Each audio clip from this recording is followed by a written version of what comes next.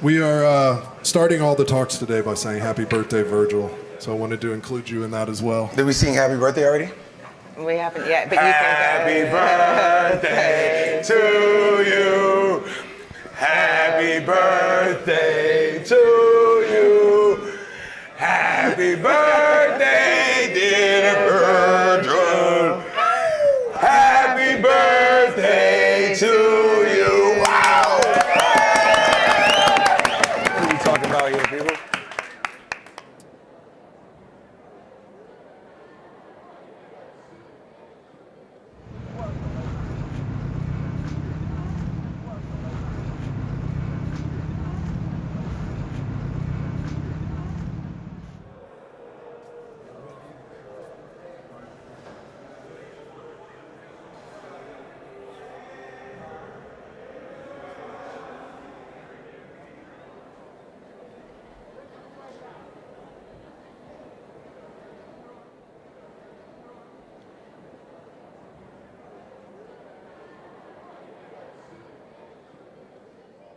Well, what's up, GQ? I'm Luka, I'm Tremaine, Emory.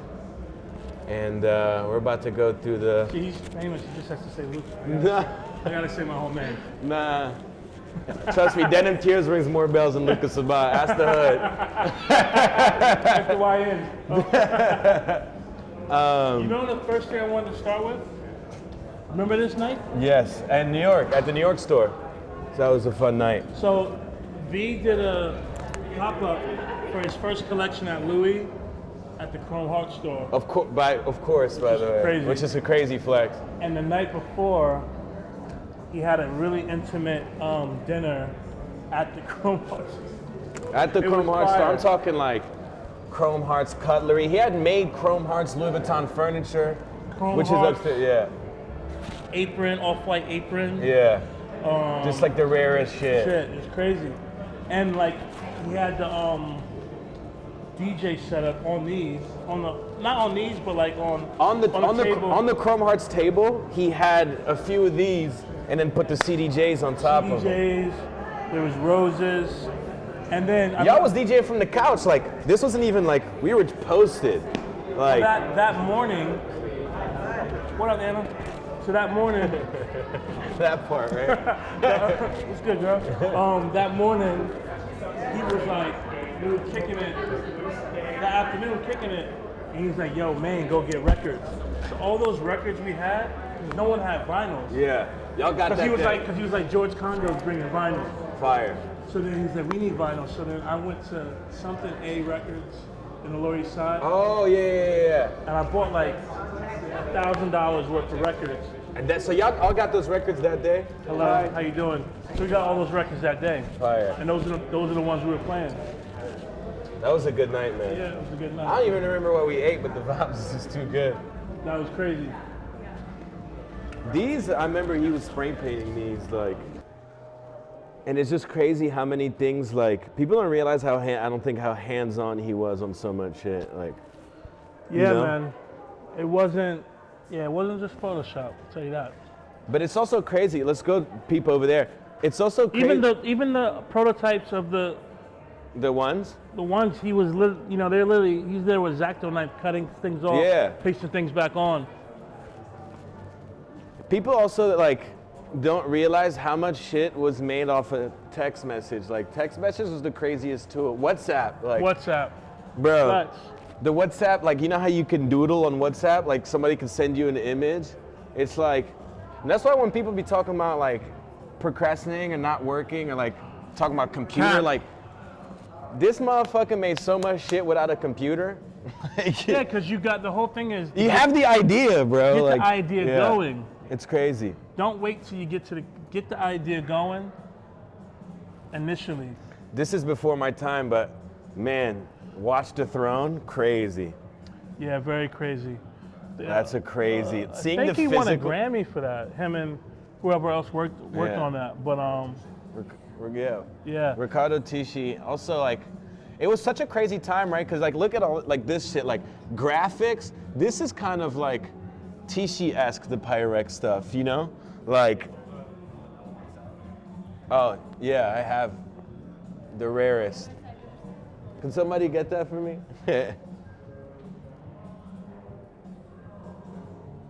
You've seen this, right? The Very rare. the first and only Pyrex pillowcase. I'm gonna find the place to put it around the show, but this is in collaboration with V-Files, which was the first store to carry Pyrex, but they also carried the first store to carry HBA, Loire Zipol. Now y'all call them Loire, but it was it was called Loire Zipol back in the day. But yeah, it was like First to carry a bunch of brands. yeah. I interned there. Heron used to work there. I used to grab coffee for bro. Yeah. You know what I'm saying? People don't even know. But that's actually how I met V, by the way. Because he was coming in, checking in on like, he was checking in on how Pyrex was selling. And then I was already a fan of bro. God, this Jenny Holzer tea is so sick. He liked so much, like. That was from the show in it was Florence. Florence. In Florence, And he that's when had they dropped- Jenny Holzer. That was so sick. That was And so sick during the PT. poem. It was like the poem about immigrants in the water. Yeah, Yeah. very relevant. That feels like ages ago.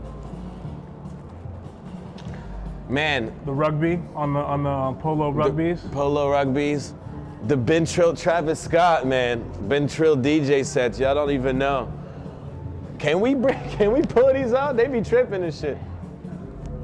Man, there's so many things that encompass my first ever editorial for, I forgot, Dust Magazine or maybe Complex. I wore this, and it's funny the transition between Pyrex and Off-White, how similar they were in the beginning and how quickly. But even like it was like a rap too, because it's like, what do you get out of the Pyrex? Yeah. Off-White. Come on. Yo, also, who cares who wore what first? But I'm just saying, post Jim Jones and those guys, Yeah. V. Chrome, like we said, he did the party at the Chrome store. Like, he was living. That was People were wearing that Chrome. was 2017. Yeah. And Doing people, dinners at the Chrome store. like it's nothing. You know what I'm saying? Just having dinner at the Chrome store, Chrome cutlery. I'm like, I just started finding out what Chrome is. You know what I'm saying? He's also, I met Lori, how I met all of them. This is another one, like him capturing, you know, Fire. Tumblr style photo of Yeah. he in the Ferrari, but him pulling these certain photos and placing them somewhere else to give them the proper importance. Because this is the shit that, some of the stuff that influenced the hell out of us.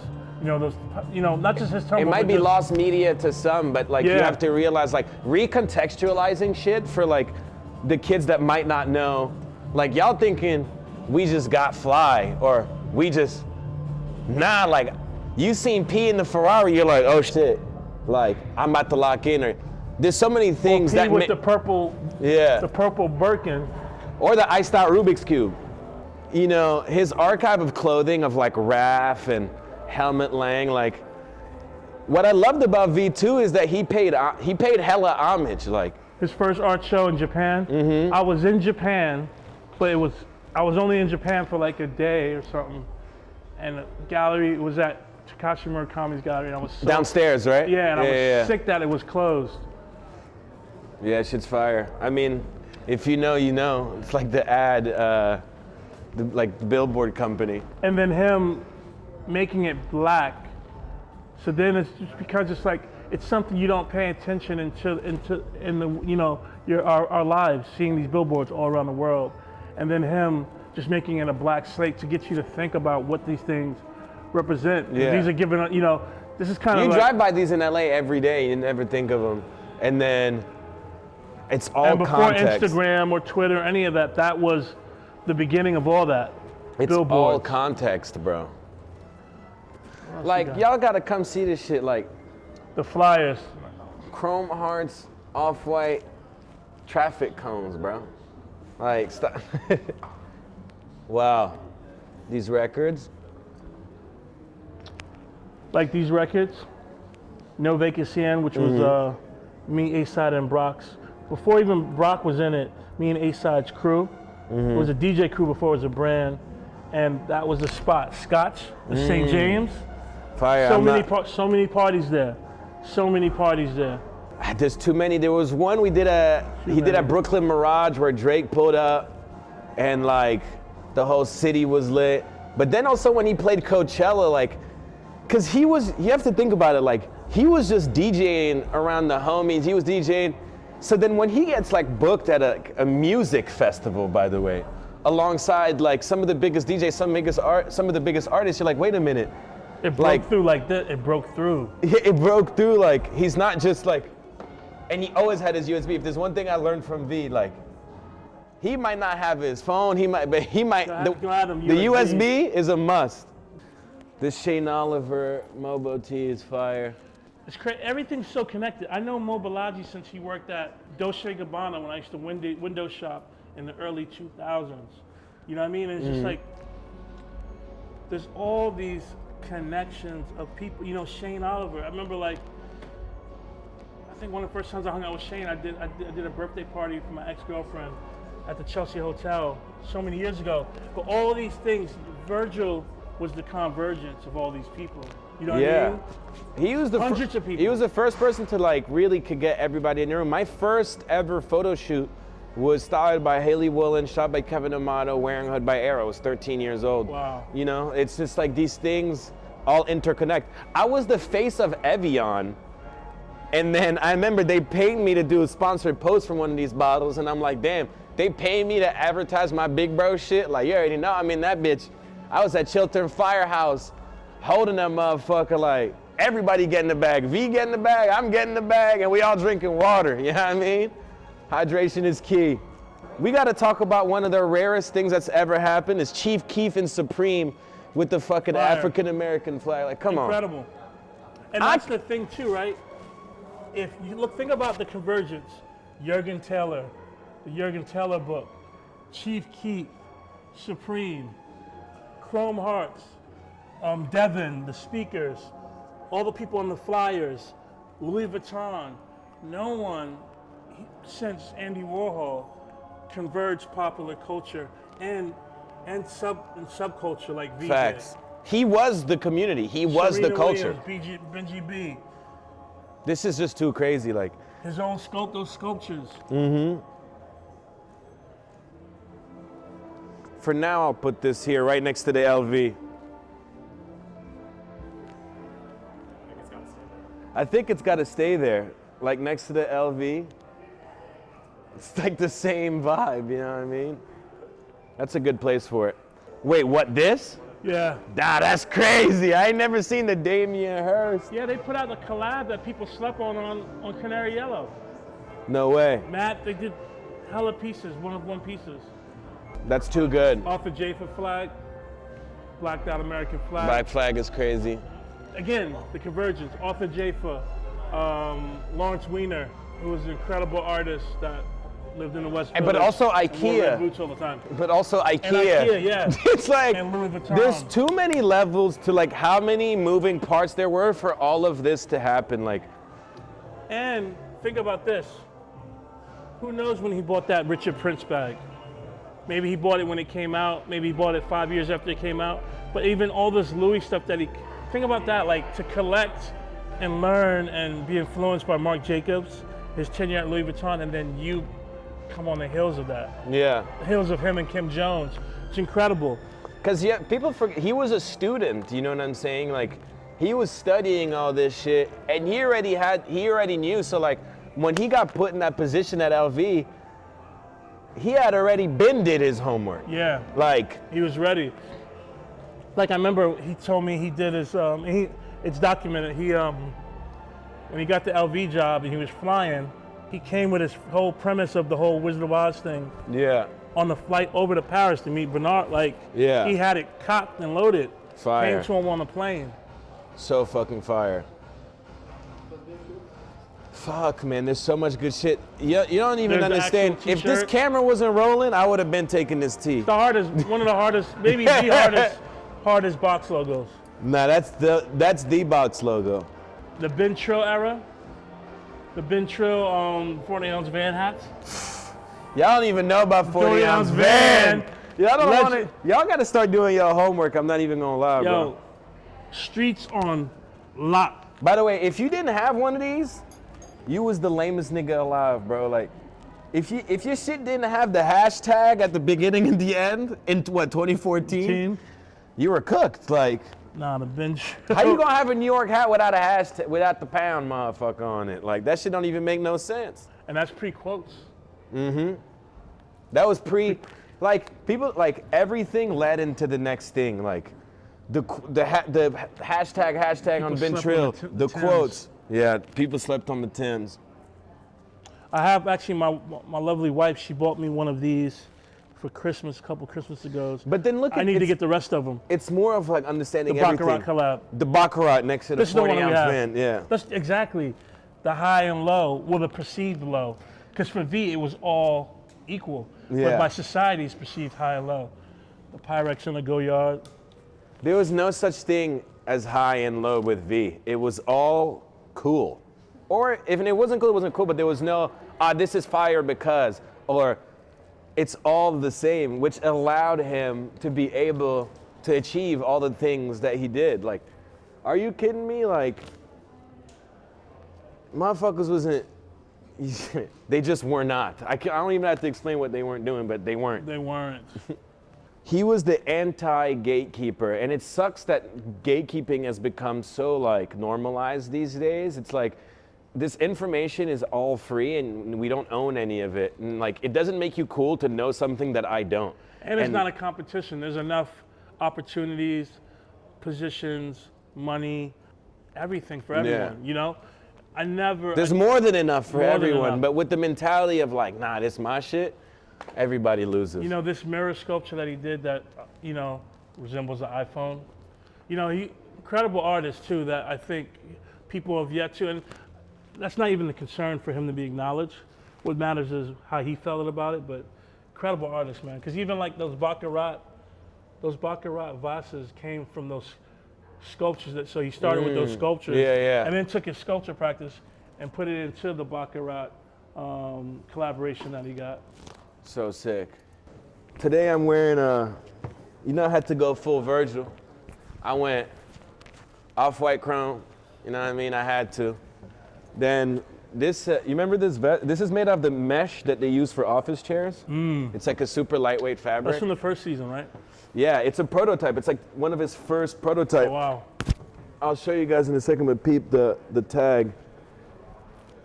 Handwritten 001, literally. Oh, wow. Like one of the first items he ever made at LV. And like, I was geeked. Like, I had never been to the LV office, and he was in there just bumping Young Nudie and like Cardi and fucking, he was like, just look at all this shit we're making. He had like 10 people making shoes. He had like, just making so much stuff. Scene. It was a wild scene. Like, he was treating the LV office like this shit was the kickback. Like, Trap. Trapping at the LV office is crazy. Then I went Dorothy pants. You know I had to bring out the orange LV forces. Speaking of the office, I'm about to walk into the office right now. And it's cool to see, right, like the orange, like the ongoing neon orange that's in all his stuff is so sick. This was the office setup right here. And he had like even more teenage engineering shit. He put me onto teenage engineering, Word? yeah. I ended up getting an OP1 and shit after. I mean, I kind of learned how to DJ on these joints. Crazy. Yes, I would just be in the office like, I wasn't DJing at the time, and then he would just like show me how to, and these motherfuckers, by the way, don't got no, he made these with Pioneer, but there's no, it doesn't tell, you know, the buttons don't tell you nothing about what it is. And I was like, mad confused trying to learn this shit. yo, Mafuz, is that Ben Kelly or yeah, Ben. That's the thing, man. He just brought so many things together. Like the artist Ben Kelly and collaborated with him. It's just like, and Ben Kelly, he did these sculptures at the Hacienda Club up in Manchester that some of the guys from New Order did, and Peter Saville and all those guys. So just so many influences where he's just like, the value of things, whether it be Jay-Z or Ben Kelly, aligned through And everything. it's tough, you know, to like dial your visual language where you could see the most mundane thing, whether it's a certain, like the orange he uses, or certain, like, because there's so much shit that bleeds into looking like other shit in the world, you know what I'm saying? But Yeah. there's designers like V, where you could see something and be like, that's Virgil, like when something's just so, when you see like a Demna thing from a million miles away, that's a Demna shape. And then if somebody's copying it, you're like, this is some Demna type shit. Or Rick, you could just, the jawstrings he uses, it's hard to hone in on these things that make you so you. And Virgil had so many of those. You know what I mean? Orange, Yeah. Quotes. Yeah. Like the tags, like there's so many. And this is what I'm talking about, like dinner, chrome hearts, LV, furniture, like just posted. This is Broken just, bench. this is just him and Richard. Oh, this is him and This Richard. is V. Oh. V art, furniture art piece by him and Richard Stark. Fire. Chrome Hearts, Virgil Because I remember Abloh. there was a one No, they LV had chair, right? No, that was in there too. Okay, that's insane. Again, what you're saying about the orange. So that's an artist, Max Lamb, but then he does an intervention with the color. Mm-hmm. So there's so many ways where he would collaborate with people, where it could be, you know, intervening with color, intervening with words, you know, or the IKEA bag, you know. Yeah. So many different ways to collaborate, you know, using those, that's why it's called codes. You know what I mean? And the thing is that what I love about V was just like, he would just put the idea out, whether it was finished or not, the idea would come out. And then with time, you would see the idea come to bag. fruition. You know what I mean? Supposed to be Andre 3000, Andre 3000's flute bag. Yeah. Facts. We got to stop right here. Whole lot of red. Cardi was still working on a whole lot of red. Pulls up to the LV office. Him and Virgil painted. I mean, this says RP Fredo. People don't understand like how crazy this is. And like the reason this show is so amazing is that there hasn't been something that appeals to the type of person that think, like this is the type of thing you would only see like on Twitter. Yes. Every few years when it goes viral. But then like seeing it contextualized, like this album, Whole Lotta Red, one completely changed the sound of music and how rappers even like rap.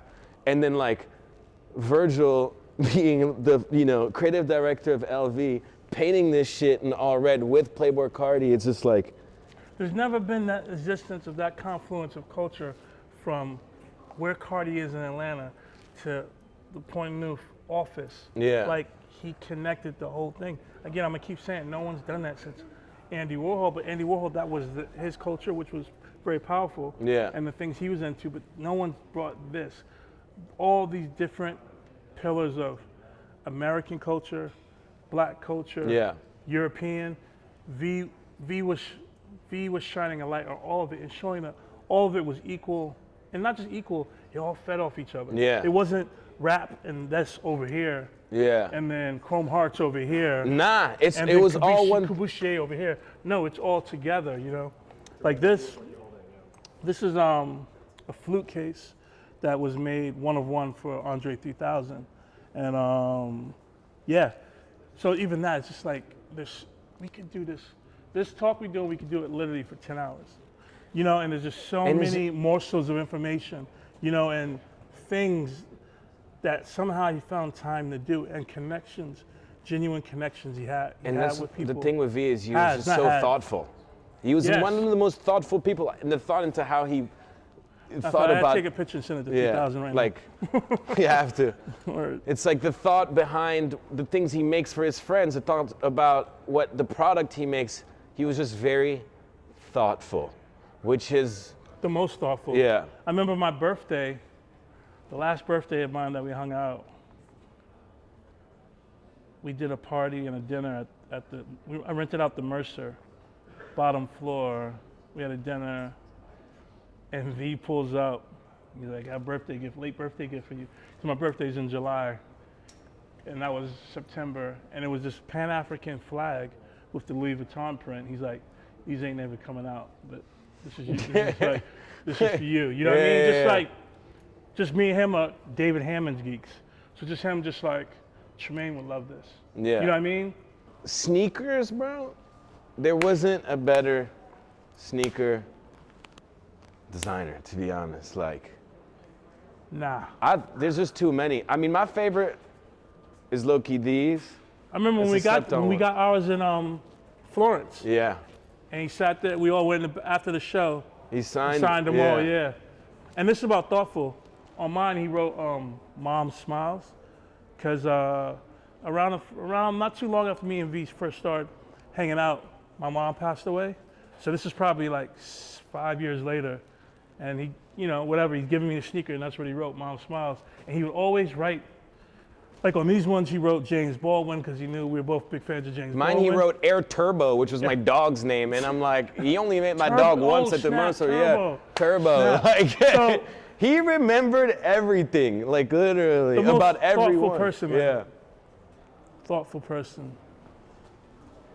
Is there any on here that you don't have? Wish you had? Yeah, of course. We were just We were talking it. about this. We grabbed them. They were like, "Yo, you can grab these." This, like, the leather damier with the fucking graffiti. I mean, this With is, his throw up on it. Yeah. His hand style. that shit- Damier mids.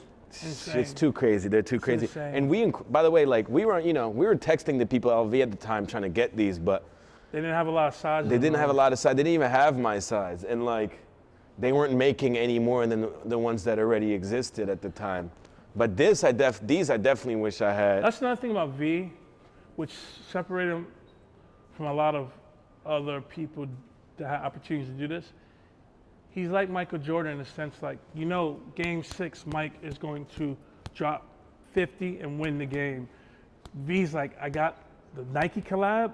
He Jordaned it. You know what I mean? Like, he's like, Look at the wall, bro. Like, bro. He knew how to rise to the occasion. He Off-White, had that special LV, thing of rising yeah. to the occasion. There's too much pain on this wall, bro. Like, Also, V was so submersive. Like, I remember we were talking about this because he had this up in Milan, I think at the Slam Jam thing, but he was so submersive and, you know, political and again thoughtful because the tobacco industry, for every culture, they had something they make. So for Marlboros, they're trying to get people in the whatever Midwest want to smoke like them. cowboys. But for black people, it was the Newports, and it was a designated thing to get black people to smoke Newports. Yeah. And they did it across all cultures, but that was V's purpose of finding this ad and presenting it to, if you really read into it, that's why, I mean, he told me straight Yeah. up, he's like, that's why he would play with that font, with the Fire. tourist versus purist, and those colors it's like too. it's almost like it's like some Richard Prince shit in his own, Straight in up. completely his own accord. Like, it's just so sick. And obviously that connected to him because he's Yeah. a black man. So he's like, when he learned about, these were made for us to get addicted to, he started, you know, that's why he found this thing and he presented it and had it in Milan. And Newports are notoriously black. You yeah, know what very. I'm saying? You got a Nupo? You got a Newport? You got a Nupo? I hope this show travels. I hope as many people, 'cause I know how many people want to see it. And I hope if museums are smart, they're gonna holler at This sharing it. resonated with so many kids and even adults just around the world. I think Virgil's inspired so many people through his design language and everything he's been able to achieve and everybody he's been able to collaborate with. And I think like seeing a show like this in a museum really validates the subculture of like, the niche subculture of like youth and streetwear and all of these things that like I'm a part of, that I was a part of as a teenager. It makes it like, holy shit, like not only that it's achievable, it's bigger than us, you know? And like, I really hope this show travels and kids are able to like, just see this shit in real life. Cause like, one guy did all of this. Obviously he did it with 1 million people, but like, it all came but he had the wherewithal yeah. to push through to do it. And you know, just to tag on to what you said, I just hope that when young people see this show, they realize their friends and the stuff they do is just as important as like whatever big brand they look up to. And that's why Virgil made it as far as he did, because he valued his friendships, Dipset and his friends. So the things he loved as much as he did Corbusier, it all was in a jambalaya. Yeah. It wasn't separated. And It's the not like high I'm and gonna low fuck thing is with. a It was society never thing. like I'm gonna fuck with these niggas over here and I'm gonna keep my Exactly. homies over there. It was never Exactly. I'm gonna fuck with these people over here and keep my homies over there. It's like, how can I get them in the same room? And Because it's that's like, when the magic happens. exactly. Exactly. And that's how all of this shit happened. Everything in the same room, and that's it. Well, bye GQ, and I hope that everybody that sees this Thank you is able to see it. for having us talk about our brother. It's so dope and emotional. It's See very it. emotional Yeah. to see this all And after happy years. birthday, V. We love you, Yeah, man. happy birthday, V, man. We miss you. We stay fly, you know what I mean? Stop playing with twin.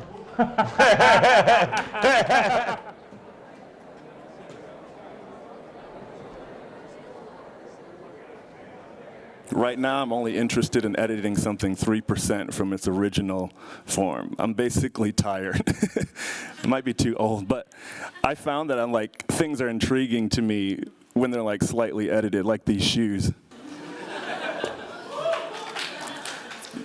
It's like skipping ahead really far into the presentation, but there's more Nikes in this box that I'm gonna throw around.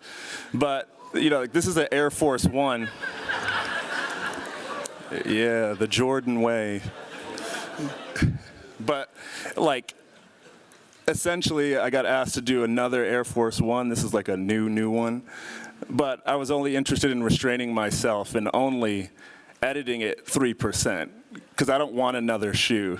I want to see something that makes me recognize the shoe that I already have, but it's a personal thing.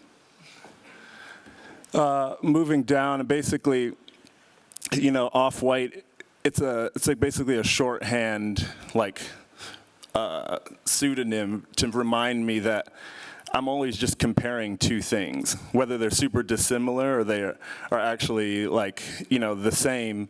It's just my shorthand to say, you know, between like luxury and streetwear, that's how I can decide if a dress is done or not, or if this t-shirt graphic is finished. It's an internal like measuring stick. And then number 5 is I love work in progress. It's another humanity thing.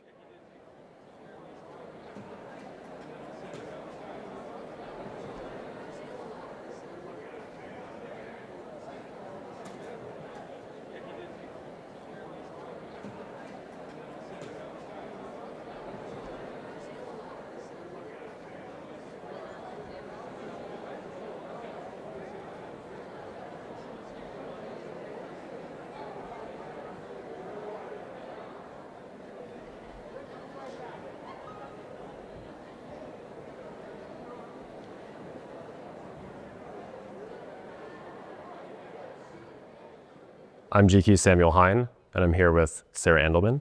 Hello, Sam. Hi. And we are in Colette, which no one's been able to say since 2017. How does that feel? First It feels weird, but for me it's a mini Colette completely under the eyes, the inspiration from the homage to Virgil Abloh. So it's just a small portion of what used to be Colette, but it's nice to be back for 10 days. So we're here at the at Virgil Abloh the Codes at the Grand Palais. Colette was like Virgil's Fashion Week clubhouse.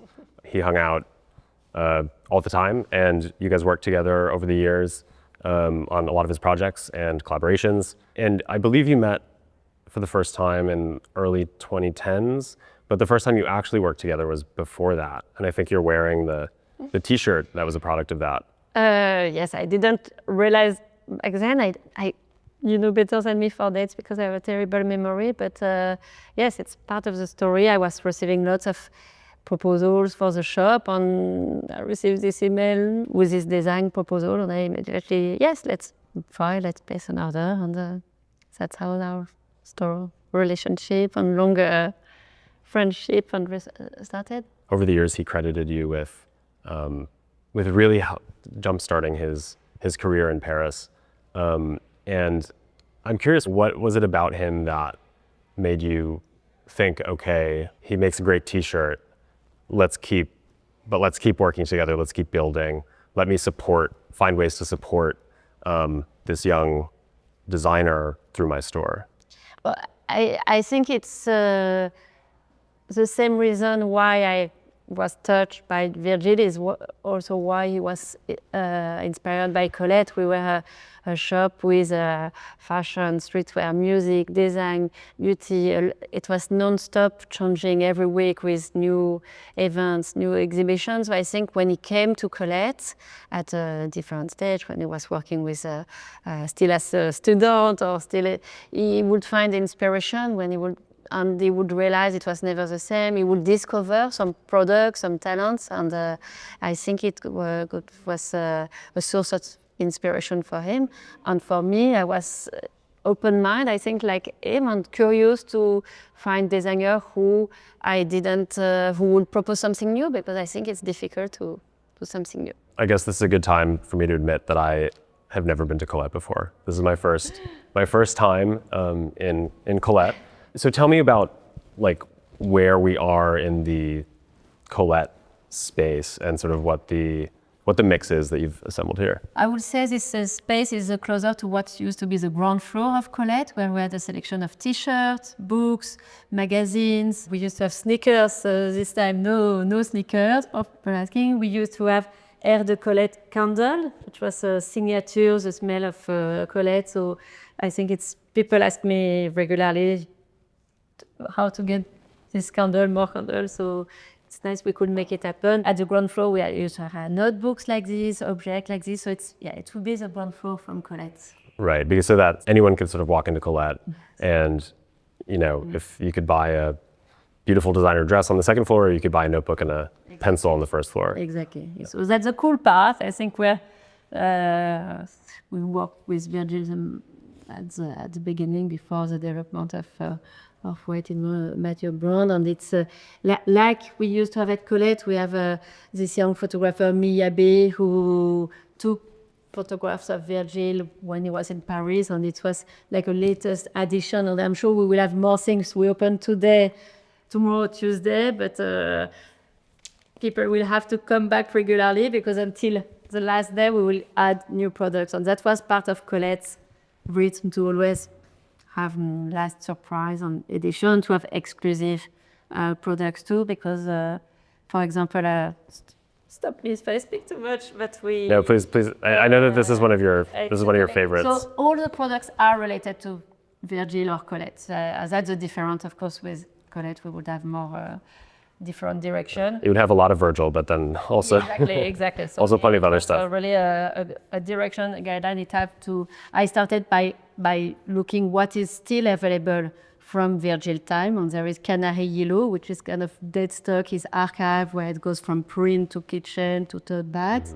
Then to look the collaboration he has done, which are still available, like Alessi, because so many are impossible to find. Some books, and for example, I assume because we are in Paris, it was nice to do the French version of Abloh, which is a book only with quotes from. I love this collection where they did Warhol, Basquiat, lots of major artists, and clearly Virgil is one of and so we did the French version, and there is a text from Shannon. It's a limited edition only. Je choisis de créer la réalité que je vois dans ma tête. It's actually the one which is from the back. I choose to make the reality that I see in my head. Of course, it sounds better in English, but it's important. It sounded great when you said it. It was important to have skateboards, so we did this edition with skateboard culture. It's a very small edition. And for many products, we had kind of two identities. The Colette memory with the Colette logo and its studio times. It did this little graphics. Or the more radical, minimalist design, only Virgil Abloh Archives. So, no, I think it's nice to have some souvenirs, goodies, from Post-it to mugs, to have lots of collaborators on the t-shirts with artists, DJ, young bronze who worked with Virgil. This is a personal favorite from the Bin Trill era. collaboration with Travis Scott, who he did a concert at Colette at one point, right? Yes. He played a show. Yes. How was that? Crazy. That was in the last months, 2017, but it was really cool to end of this high. It goes from Stray Rats, Babylon, Sterling Ruby, LA Studio. This is one of my personal favorites, I think, of course. It's moving. But in Up, we did posters because from Nike, we will have T-shirts, but from the exhibition is incredible, but there is this wall with all the Nike sneakers designed by Virgil Abloh. So we did this poster, which is not very well lighted, but I think it will be very, very special to be able to have this. How many there is? Like 200 different sneakers, all of the posters. I'm very happy we managed to do this kind of. And you dropped plenty of those at Colette, right? Posters, as the sneakers, yes, of course. There was the line on every Saturday we would have a sneaker drop and good souvenir. Yeah. Do you have a favorite Virgil memory from the store, from one of his lunches or him stopping by? I remember his smile. He's so fresh, and was a spirit. There was really a positive spirit, and he said yes to the project. I would always say yes for him to do any kind of lunch, but last year, 2017, for the Art Week, which was still the FIAC before Art Basel, I proposed to do a collaboration, and he did this blue sculpture, bags, boots, which are, it was very small quantity, so it was great that the brand, him becoming so big, he managed to still develop special project for us. So actually you can see the sculpture blue bag in the exhibition. So no, I think he always remained who he was, authentic, and it's a great souvenir. And it's nice to see his team, his friends, his family back together for this project. Yeah, so many of whom I think, met through Colette. Oh, that's awesome. Easy meeting place. I don't know very well the story of each product. The collaborations, I think it was made also for the exhibition in Chicago, Figures of Speech. So these prints are quite special because they are numbered and signed by Virgil, so it was his artist side, I would say, and it's a format. It's interesting that he decided to print on a transparent material like this.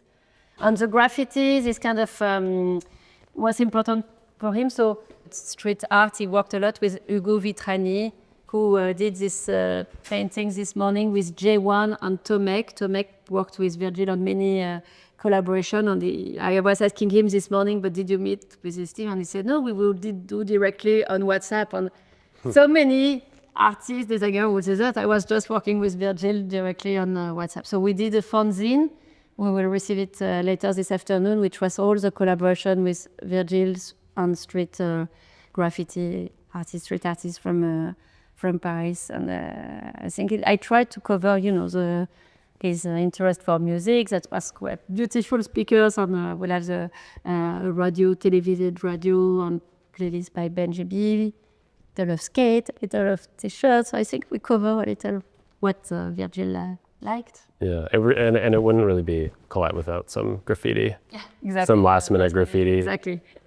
Well, this Jürgen Taylor, Virgil Abloh was also made for Figures of Speech, and it's quite special. It's all together in the same box, but it's quite a special publication too between the Virgil part and I think the Jürgen, but it's number 300 per piece, and I don't think it was never sold in Paris before, so it's, try to have both easy socks and more special limited edition. Something for everybody.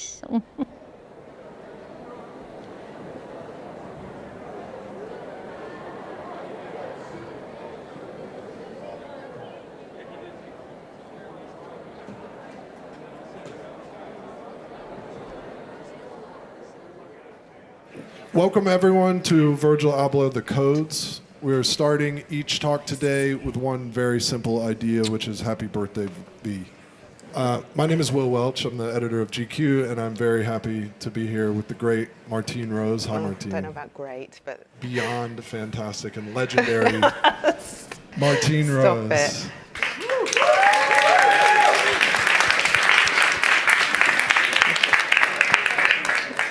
So this is one in our series of archive talks. We also have some talks happening up in the theater later today, which is Up and Back on the second floor. And Martine. Yes. Could you start by telling us the story of your first meeting with Virgil, or when you first encountered each other, or the first story that comes to mind from the early days? So the first time I met Virgil, we were talking about it with my friends in the car because we were together at the time. I used to work in a club in London called Plastic People, which was a legendary club. It was run by an amazing person called Ade. What was your job in the club? I was just working behind the bar. And just to be, dancer. I mean, I'm joking. Energy maker. Energy maker, exactly. So I just worked behind the bar there, and but we weren't working that night. Was where we were. And so I met him on the dance floor, which is a fitting place, usually my favourite place to meet people, proper bonds. And then the first time so that was my initial meeting, and then the second time was the what was it called, the off-campus, when we were making T-shirts together. Say a little bit more about off-campus. What is that? What was that? So Sammy, what was off-campus was, sorry, I'm tracking you in. Off-campus was the first workshop of the 10. Yeah. And that was all about doing creative expressions through T-shirts, art direction, graphics, and Martine kindly did a T-shirt workshop in London. So that was the first time we sort of really spent time together and worked together. And whether it's a recollection from that encounter or something that developed over time, I guess, what was your experience of Virgil's sort of mode of creativity? Like, however you want to take that question. I mean, I was just always really impressed with his focus, and as you can see from all of the amazing stuff here, he was incredibly prolific and so focused. And it was like he really had a plan.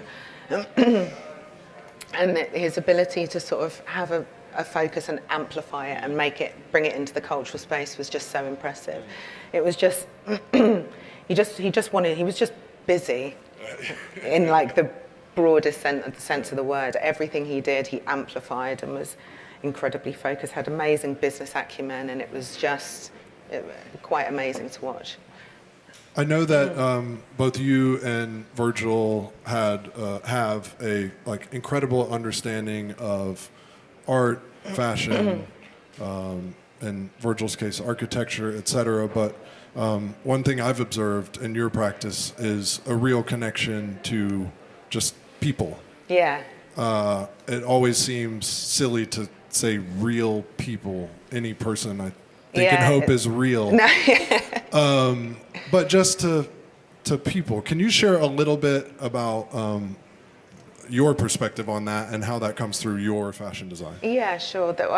It's difficult to use the word community now because it just makes you want to just hide in a hood because it's just overused. But truly, in Virgil's practice and in my own, it's really about access and connecting, finding ways to. I actually figured this out quite recently.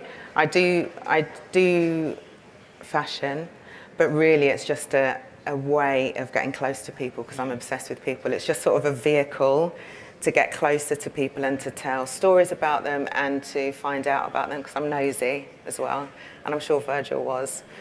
It's just a sort of curiosity about what makes people so wonderful.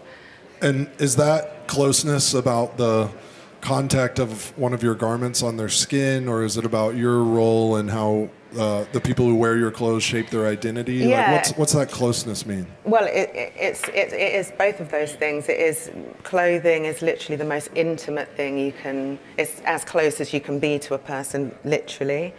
But it's also expression. It's also what people choose to show, what they don't show.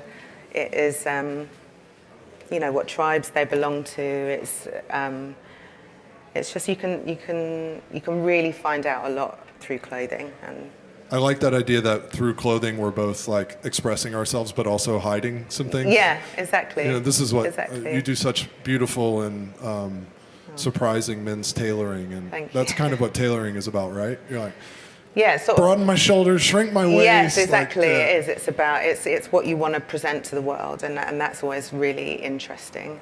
It is. and hiding some And hiding perceived bits flaws. as well. Yeah. Part of the format of the archive talks here at the exhibition is to pull some of V's designs or his personal possessions and that you felt a connection to. And let's actually start with the Arthur Jaffa flag. I think you will pronounce it Jaffa, right? Arthur Jaffa. Well, apparently Jaffa. I was saying Jaffa for ages. Apparently it's Jaffa. Okay. But Jaffa. Great artist. Will you say a little bit about why you picked the AJ flag? yeah, I mean, well, partly it was because Virgil was amazing at choosing other cultural giants to collaborate with, and it was always really impressive. So when I was talking about his prolific in sort of every area, and really, he really sought to sort of forge bonds across music, art, fashion, of course. And this piece, I love subversion. I love anything that feels like subversive and makes you look at something new. And obviously, like a black American flag on its side it says all it needs to say, really. It's just wonderful. I just think it's a wonderful piece. How do you think of your own connection to, the quote-unquote fine art world? Does the fine art world play a role in your fashion design practice? Are you inspired by it, collaboration, Yeah, or do you of feel like course. you're just operating side by side? I feel like actually this exhibition that we did recently with at Sadie Cole's with the Jimmy Somerville, with a film that we did 10 years ago. So I think we flirt with each other, we sort of Dance. Yeah, we sort of dance together, like with music and art, and I think that is what Virgil and I shared. This nice dance, because it feels narrow. It can feel very narrow if it's just really one thing, and really it all bleeds. Everything sort of bleeds into each other. Yeah, neither of you is known for staying in any Staying lane. in our lanes, maybe. Much less even recognizing that there's an edge to the road. Yeah, exactly.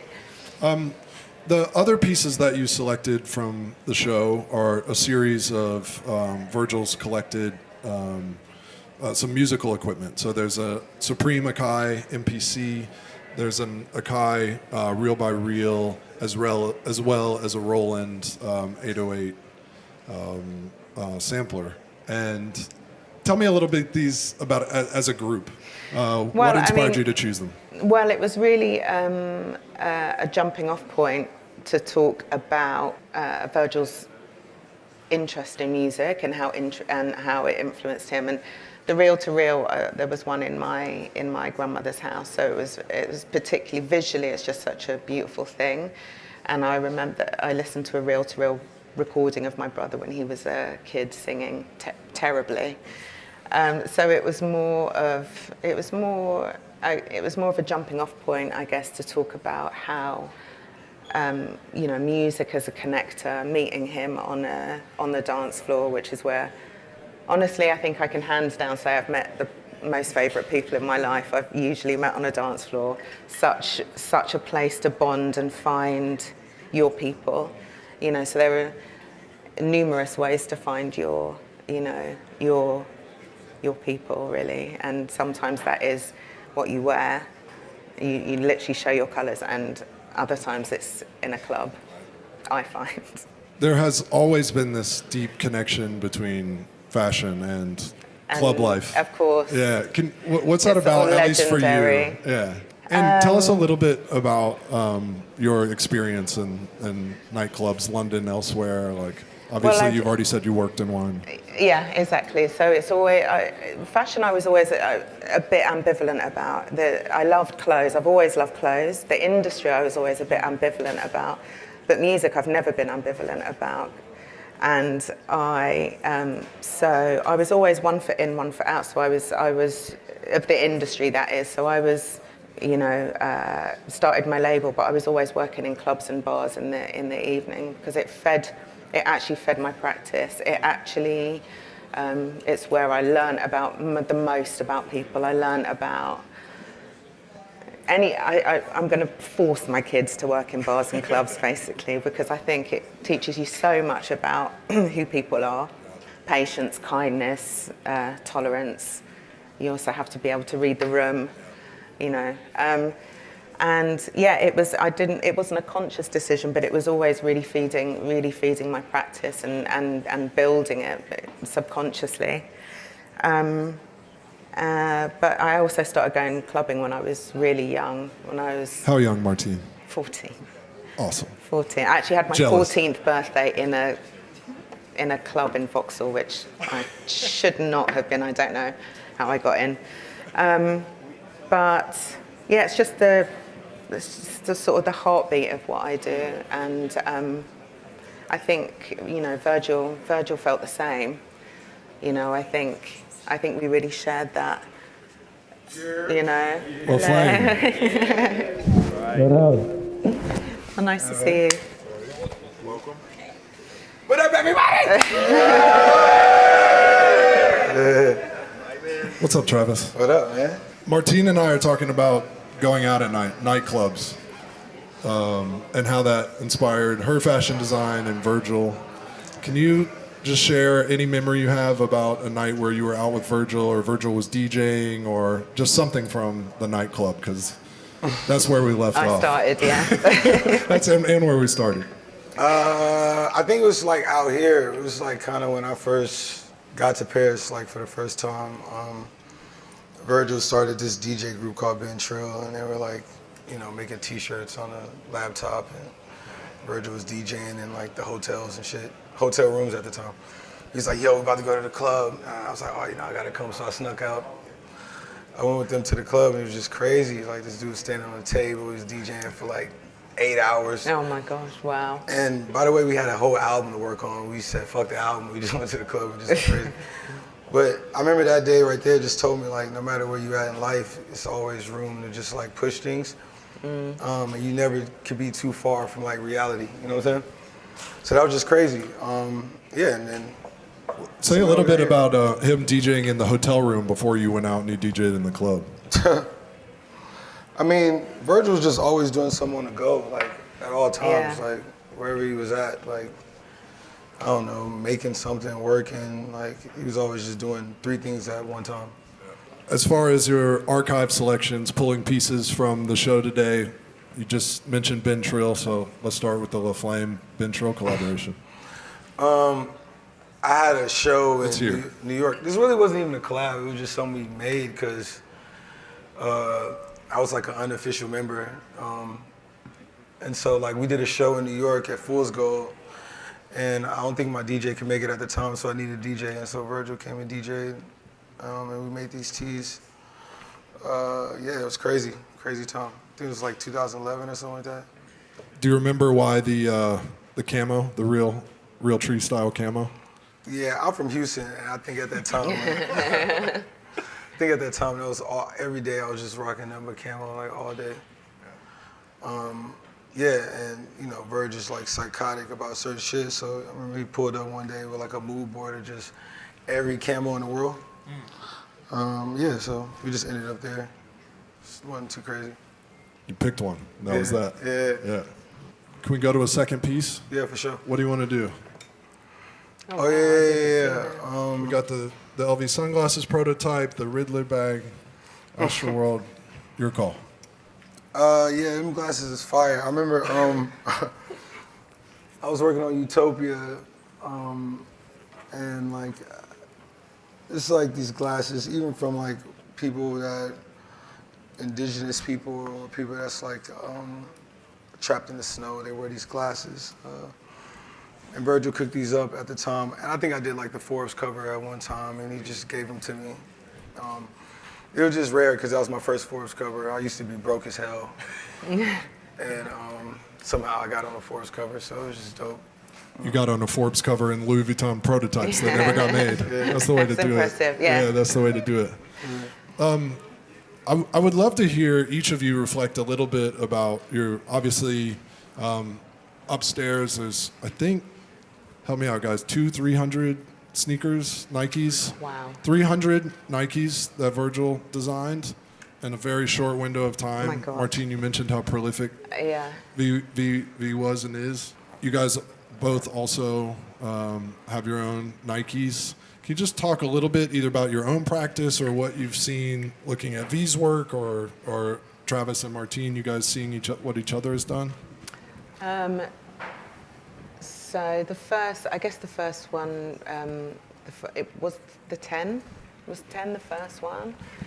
I mean, In classic Virgil style, the first one was 10. the first one, exactly, not one.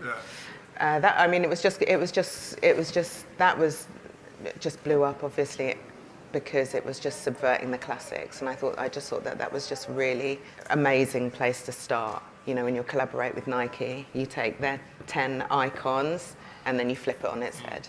And that was just really, and then, with what I did was the shocks, and it was just taking what Nike did and just making them higher, chopping the back off. So I'm into that. I'm into taking a classic Nike and just seeing where you can go with it, how where the line is, what you can do. It's fun. It's fun. It should be fun.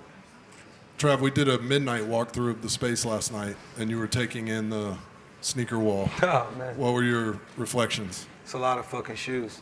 Yeah. Yeah. A lot of shoes. And then it's crazy because he made those dunks, and I think he made like 100 of them. And 100 what? Like 100 pairs of the dunks. Oh. The only thing he changed was like the shoelace. Yes. Amazing. And I was talking to my homie Lois and Shaq. I was like, man, this fool's crazy. He said, fuck it, instead of giving people like 100 shoelace options, we're gonna make 100 shoes.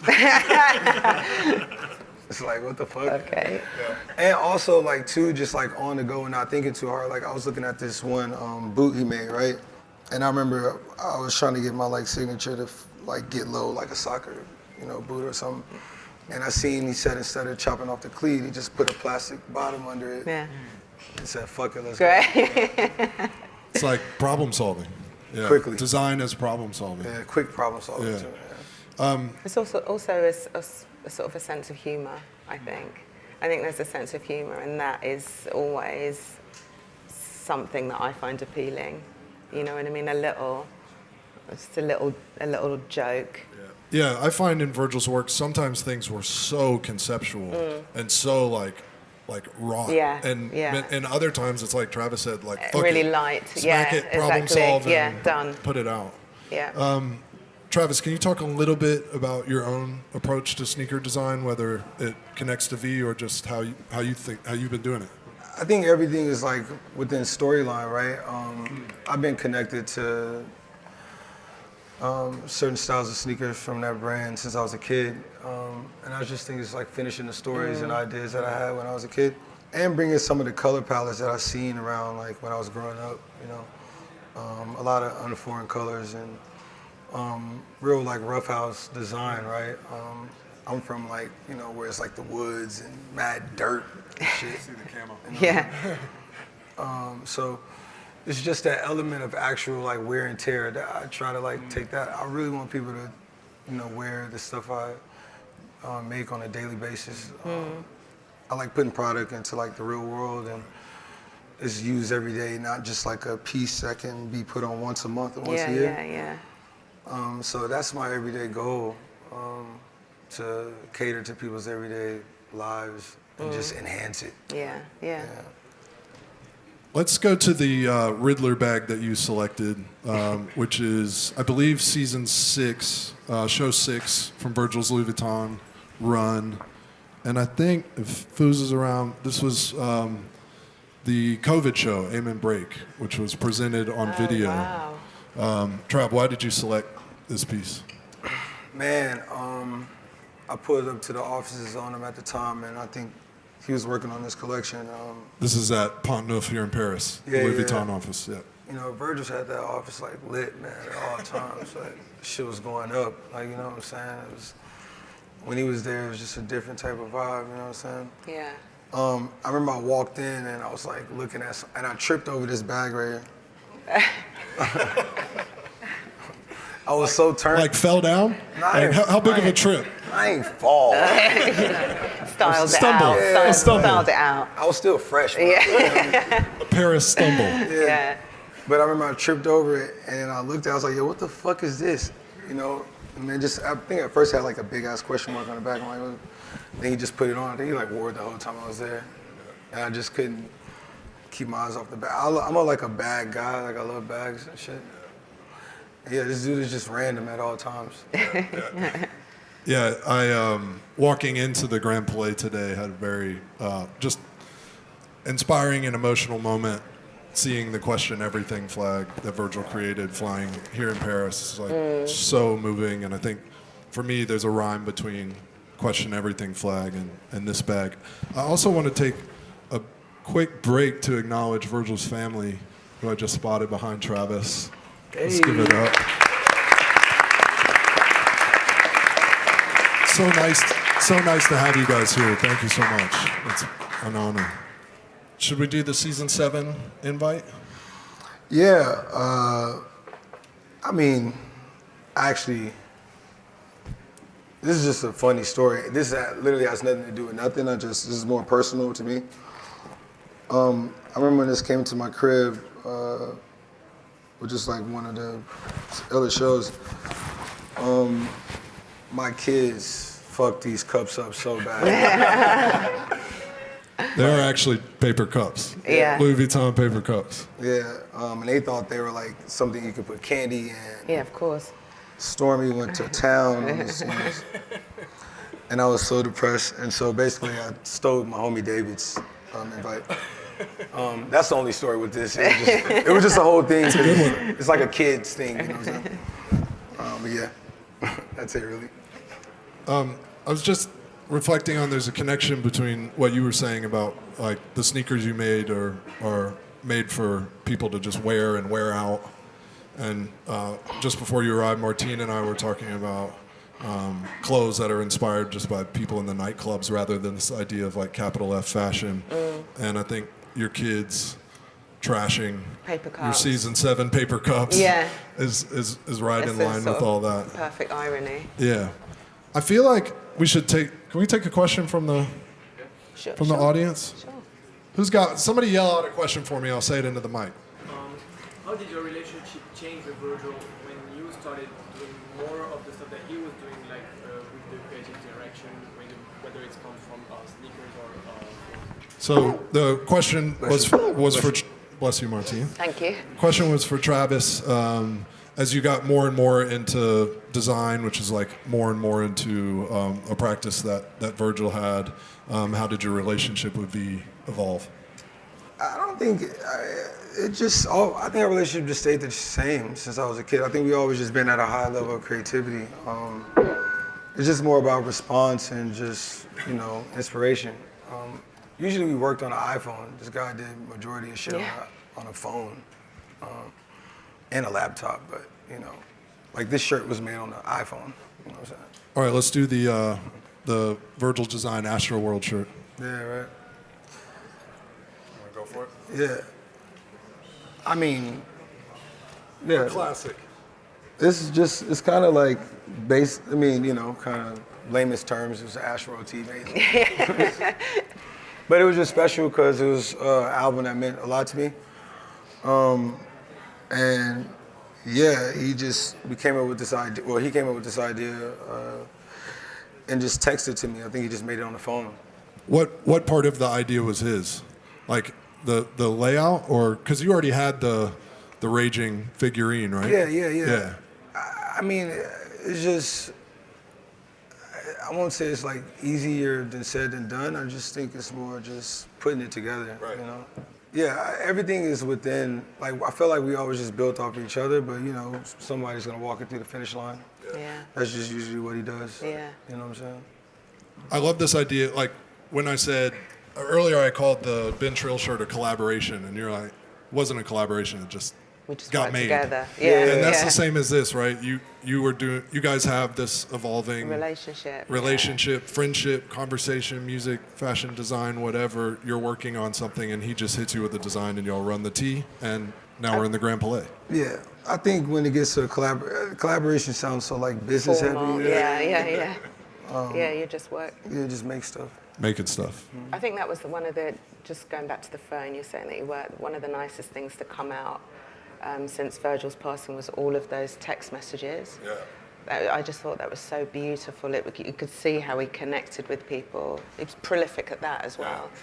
Text messaging, you know, opening doors, inviting people in. I mean, he was always on his phone. Yeah. It's just communicate. He was a communicator. Right. Essentially, that's what he was. He was a communicator. you know. Beautifully Yeah. said. Does somebody have a quick one? Hey, Travis, love from Dallas, by the way. Hey. But, Shout out Texas. Question for each of you two. What would you say is the biggest impact that Virgil had on your life while he was alive and after his passing? What has continued to impact each of you individually? Beautiful question. I'm going to run that really quick. Yeah. What was Virgil's biggest impact on you while he was alive, and then how did that continue or evolve after his passing? Martine, we go first? I think he just didn't see walls. He did not see, what's the word I'm looking for, obstacles as a he ran into them almost. He just didn't see walls where normal people do, and I think that was a really inspiring. It was inspiring when he was alive, and it's inspiring now. It was his ambition and his focus and his ability to navigate all terrains, I think, was really inspiring. One thing that came up with Chloe and Mafuz this morning is it's like he would complete the obstacle course and then turn around and tell the rest of us. There's a moat over there. There's like an evil crocodile over there. There's a hoop and ladder, but just don't even go up it. Just run right by it. Exactly. Like, that's the codes, right? That's the codes. Yeah, exactly. That's the codes. Yeah, it's very inspiring. Mr. Scott? I mean, I think there's more than 24 hours in a day. That's what he kind of showed me. Like, Wow. I always thought that theory existed. He proved that theory. Like, he had more than 24 hours. Yeah. Time is a heavy theme of the show. If you guys walk around this exhibition thinking about what Travis just said about the relationship to what's possible in a day, and just do this. I'm not saying that you should do this show however you want to do it, but that is one profound way to do it. Yeah. I think it's only right to end with one more question from you guys. Right there. I have a question I found in the green Off-White Nike book or Virgil Abloh book, this sample. And my question is, who inspired the other? Okay. What's your name? Jonas. Jonas has a photo of a Virgil unreleased prototype that's got a backward swoosh on it. And he wants to know, I guess, who went first, Virgil or Travis? Can I see the picture again?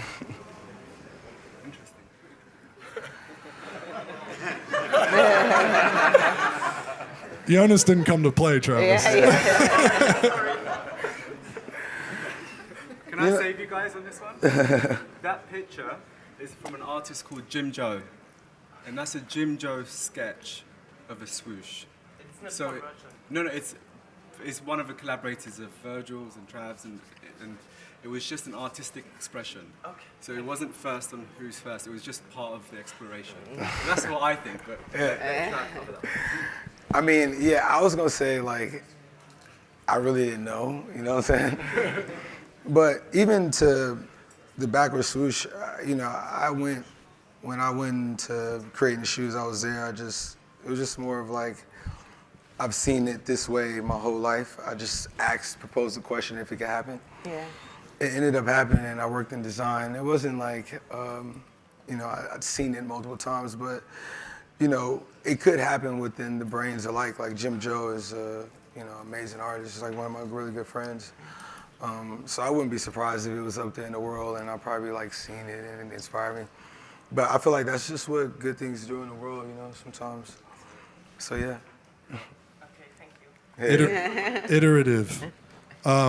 Guys, thank you all so much. I want to end where we started. Happy birthday, V. Please put your hands together for the great Martine Rose. And one more time for Mr. Travis Scott.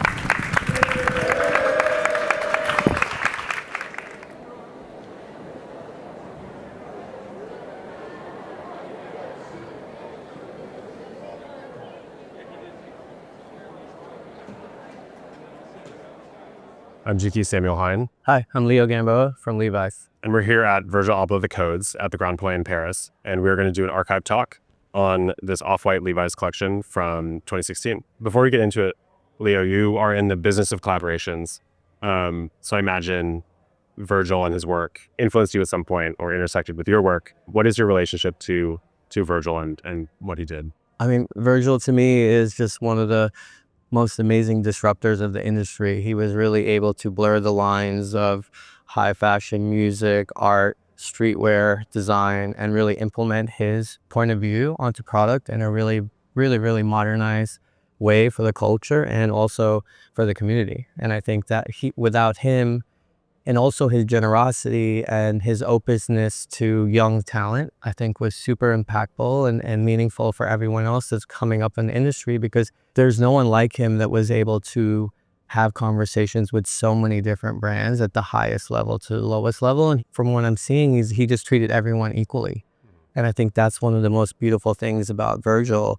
And when you look at the space that you have here now, it's like all this beautiful product from Louis Vuitton to Nike to Levi's. I think that's a really good sentiment of how he was such an amazing creative. He was very well known for extending a ladder to kids with interesting ideas.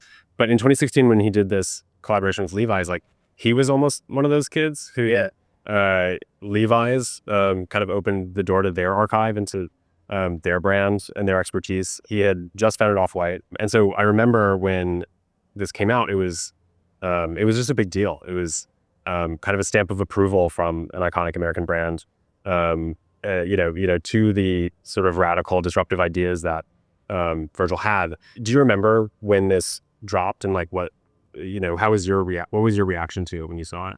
Yeah, I mean, from the outside looking in, this was an amazing collaboration. Off-White was, growing in the fashion industry at a really high pace, and Levi's obviously being one of the most iconic brands in the world. That's something we like to do, is similar to Virgil, is partner with amazing talent, as they grow and grow with them together. So watching this from a distance, I just really kind of love the way he just repurposed, put things together in a different way. And it just goes back to his 3% mindset, right? Like, what do you do? Like, the amount of change on product is specific to himself. And I think he's really, really good at figuring out certain iconic silhouettes and just shifting them a tiny bit that modernizes it through his lens. Right. I would say that these reworked truckers that he did, I mean, that might be like a 20% change. I don't know. The panel on the left side. Yeah. There's probably some definitely that go over the 3% range, but I think it's just always masterful on how he approaches things. Yeah. The color blocking and, the Type 3 in general was one of his favorites. You'd always see him in Type 3. So we really like to use that as an iconic conversation. Yeah, he was really always wearing. Yeah. I mean, there's so many photos of him from over the years where the jeans might change, the sneakers always changed, the jewelry changed, but he was, very consistently always wore a Type 3. Yeah. Walking through a couple of the design decisions he made, obviously the hem is released as if it was like the hem of a pair of 501s or something. And then there's the really striking polar block. Yeah, I think just like, looking at the hem as a bottom piece more like converts it into jacketing and shirting, depending on like how you like to wear things. And I think the color block itself just brings an added layer of creativity to it, and then I think right now we can express ourselves through color really well, and that's something that we're all trying to do. And I think ahead of his time, he was early enough to understand that this color can change the full dimension of the jacket, but while only doing half of it, Right. He sort of, in adding this new idea, it almost like turned a very recognizable kind of exactly. luxury product, like conceptual luxury product too. He couldn't stop at just the Type 3. He had to do the shearling with the hood. This is a rare one, I think. I mean, it looks amazing, and I think there's like just simple ways to elevate the iconic silhouette. So using material and color, like the shearling and then the fur, were added elements that really change the dynamic of the product. And using his like exaggerated rings and so forth, I think that really brought it some extra flair to the piece. Right, and you see the use of the tag. Yeah, of course. Anything, but just on the inside. I mean, that's his DNA. I think that's something that, like, one of the amazing things with him, it's just the quotes and other similarities of his brand DNA. It's so recognizable now, and it was growing at such a high pace that everyone understood what that meant.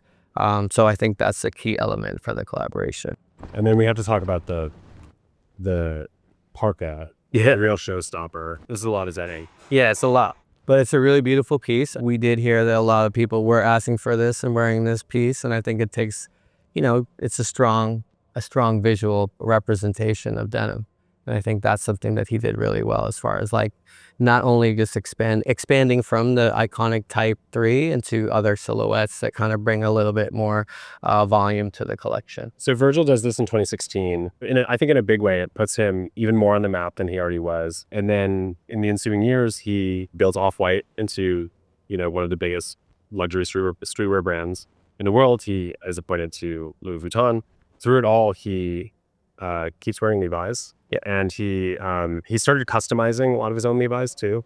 And I just love that is sort of this one kind of through line in his in his personal style that kind of continued through all these different shifts in his life and career.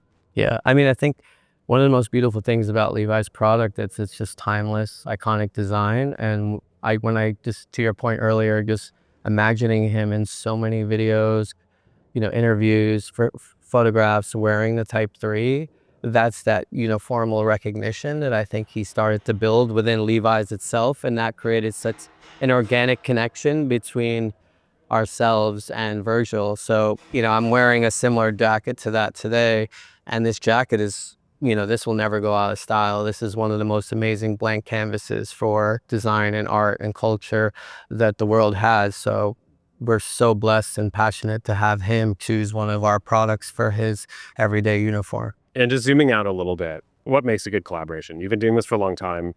You've been at Levi's for 4 years. This one has stood the test of time. It's, the pieces are here in the Grand Palais show. Yeah. What makes this a good collaboration? What makes anything a good collaboration to you? I mean, yeah, and thank you so much for having our collaboration in such an amazing space, a beautiful product. We're super blessed to have that. But collaboration is all about authenticity. It's connecting to the consumer, connecting to the culture, and connecting to the brand itself. A lot of times when you're having conversations based on collaboration, you want to understand that there's a relationship within the target brand you're looking to work with, or the partner, and have some emotional connection.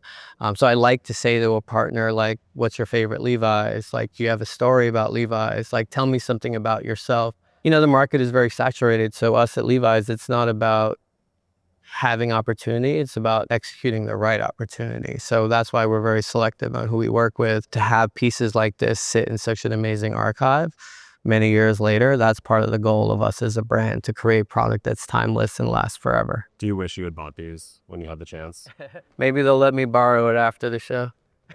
All right. Thanks a lot, Leah. All right. Thank you so much. Appreciate it. Yeah.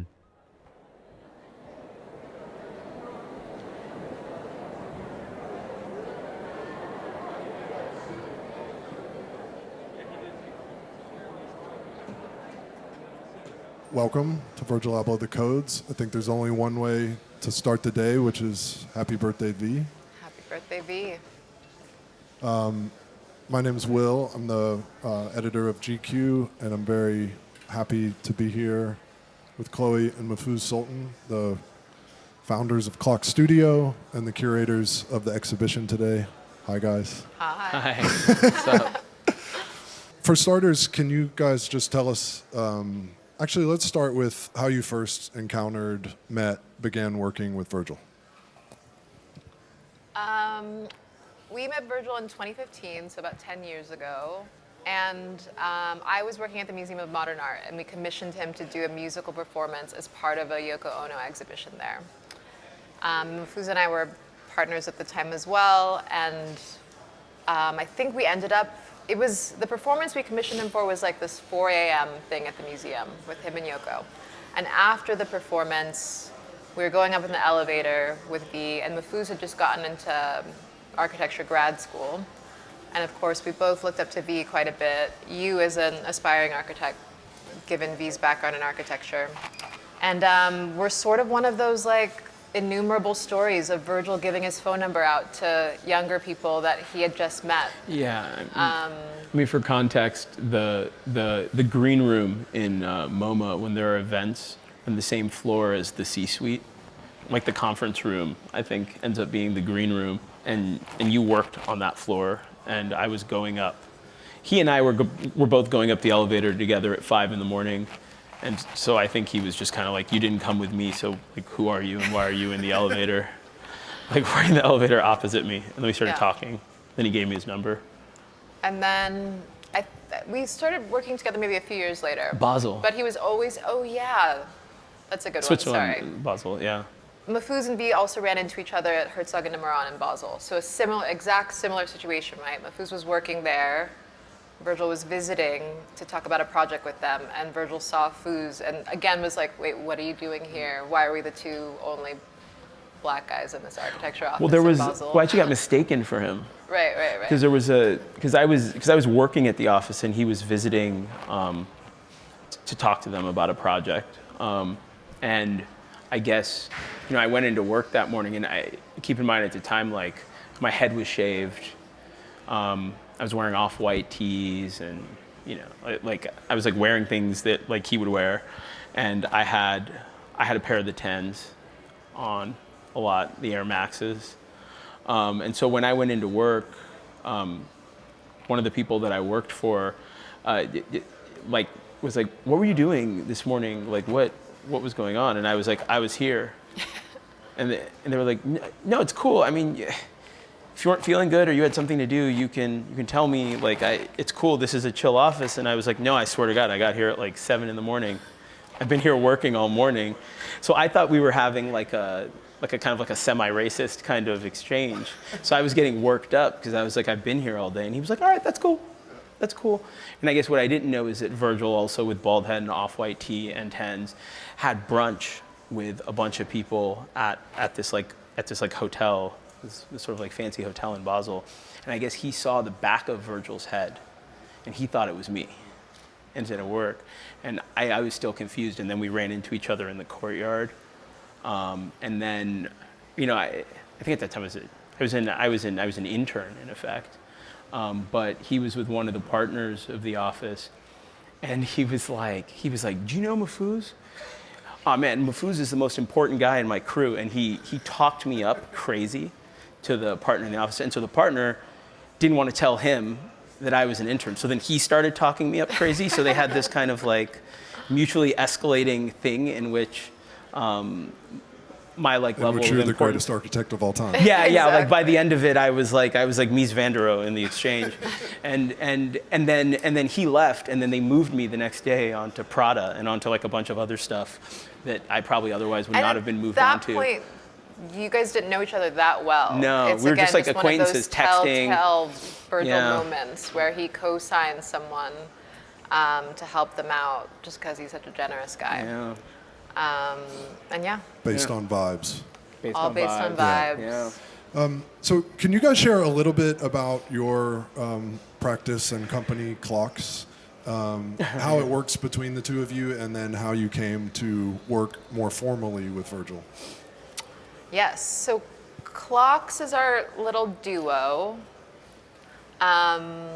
You should say something philosophical about naming conventions, because there's like That's clocks, true. architecture, there was Right. figure skating. Right. There was a lot of things that we We played. sort of have different, the name of the studio is almost just like a costume for the personality of the project it applies to, but we apply it arbitrarily. So sometimes we go by architecture, sometimes we go by figure skating, sometimes we go by clocks. But I would say it's just an envelope for any of the projects we do. And so I'd say mainly we work in, we've done stuff in fashion, architecture, music, publishing, film, exhibitions. We opened a bookshop recently called Architecture in LA. And people often ask, what's the through line? Like, I can't totally get a handle on what your work is. We're also not that public. Like, we don't, Yeah. if someone asks if we have a portfolio, we say no. If someone asks if we have a website, we say no. We don't, because we don't. But I'd say the through line for all of it is sort of research and books. Like, the method, no matter the project, is the same. So whether it's working on an album rollout for a musician or working on a project like this, it all starts around a table stacked with 100 books, just going back and forth. And fortunately, because we're partners, we can always be talking about Shorthand. the work. We have a good shorthand. By that, in that case, you mean life partners? Yes. In addition Correct. to Correct. business Yes. partners and design partners. Correct. Correct. Yes. Mafuz is a trained architect. I'm not. Which is good, actually, because I would otherwise do very stupid things, and she. Being a trained architect is good, and so is not. Yes. Yeah. Right. Yes. Insightful. How did we start working with V? I don't know. I don't know. Maybe it was that first Kaleidoscope talk, or I don't know, that we just started. Well, figure skating was this strange Right, project, right? Because we thought we were making an art magazine. I mean, projects with Virgil often work this way. Like the thing you think you're working on is actually just a device that you use to be working, and then it generates all these different things. It's a device that creates a methodology, and then when you have the methodology, you end up doing something that's seemingly unrelated. And so figure skating, in the effort to make a magazine, A contemporary art magazine. a contemporary that art was magazine, radically different from like other ones. I think several things came out of that project. The Louis Vuitton films, 6 and 7, came out of that project.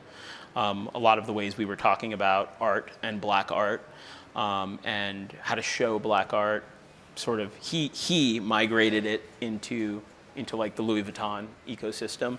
I think architecture came out of that a little bit, and architecture was it's a collective that we started that is massive. That, I mean, Pedro's in architecture, Benji's in architecture, Marco's in architecture. Massive in the sense that it's just a big loose collective of a motley crew of people. And he was always very insistent about not formalizing it. Like this one thing, do not formalize it. Don't keep it loose, keep it messy. Sorry, I'm like losing my thread a little bit. We were talking about. How did we start working together? How did we start working together? And so, yeah. Literally speaking, though, it was just like, again, the stories people hear, that I feel like they're all true. It's like it starts on WhatsApp and Instagram DMs and sharing vibes, and then it just starts happening more frequently. And then again, he's a super generous guy, so he starts handing you opportunities, and then I think if it goes well, you start doing more. And so we first started working on this contemporary art magazine that we have a 500-page PDF of, but just never put out. Yeah, we never put it called out. Figure Skating. Martine. I think there's also a figure skating T-shirt in the exhibition. There's a figure skating T-shirt in the exhibition. There's a figure skating Finsta. That's a good method, right? We used like make this Finstas. Finsta to just share vibes, and by the 200th post, you have the identity of what you're going for. But then those ideas that have started flowing can be applied all sorts of places, not necessarily for the original Exactly. quote-unquote intended destination. Exactly. So to sort of track things towards this exhibition that we're standing in today, can you guys share a little bit about Black Switzerland and You want to? what other than this zine that is on this table, which anyone can check out, how that informed the codes? So Black Switzerland was the working title of an exhibition that Virgil was working on that would have gone on view at Palais de Tokyo here in Paris in 2022.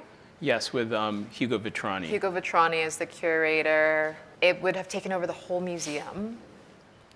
And so many incredible ideas and nascent in development artworks were a part of it. Afuz, you worked more closely on it, so you. No, I mean, the idea of it was, I think at the time, if you look at where the LV shows were going, at least prior to 8, because he wasn't alive to do 8, but 6 and 7, he was pushing closer and closer to nonlinear narrative, dance, forms of performance that, in which like garments were showcased, but the runway was kind of forgotten or sort of absent. And so as a part of that process, I think he was just looking at a lot more performance art, durational art, a lot of artists that built that like constructed performances that were very much reminiscent of fashion shows. You know, obviously like Vanessa Beecroft was like back there in the background too, philosophically, like his experience with that. And so the idea with Black Switzerland was to marry what was going on at LV with what was going on in the art studio. And so he was going to make the Palais de Tokyo literally his studio, his office. He was going to get a key card. He was going to move the entire atelier from Louis Vuitton into Palais de Tokyo. He was going to make the collection for LV9, it would have been, or 10 maybe, in public. So the public could come in and witness the entire atelier, making clothes, style the collection. He was going to do the runway show in the Palais de Tokyo upstairs in the.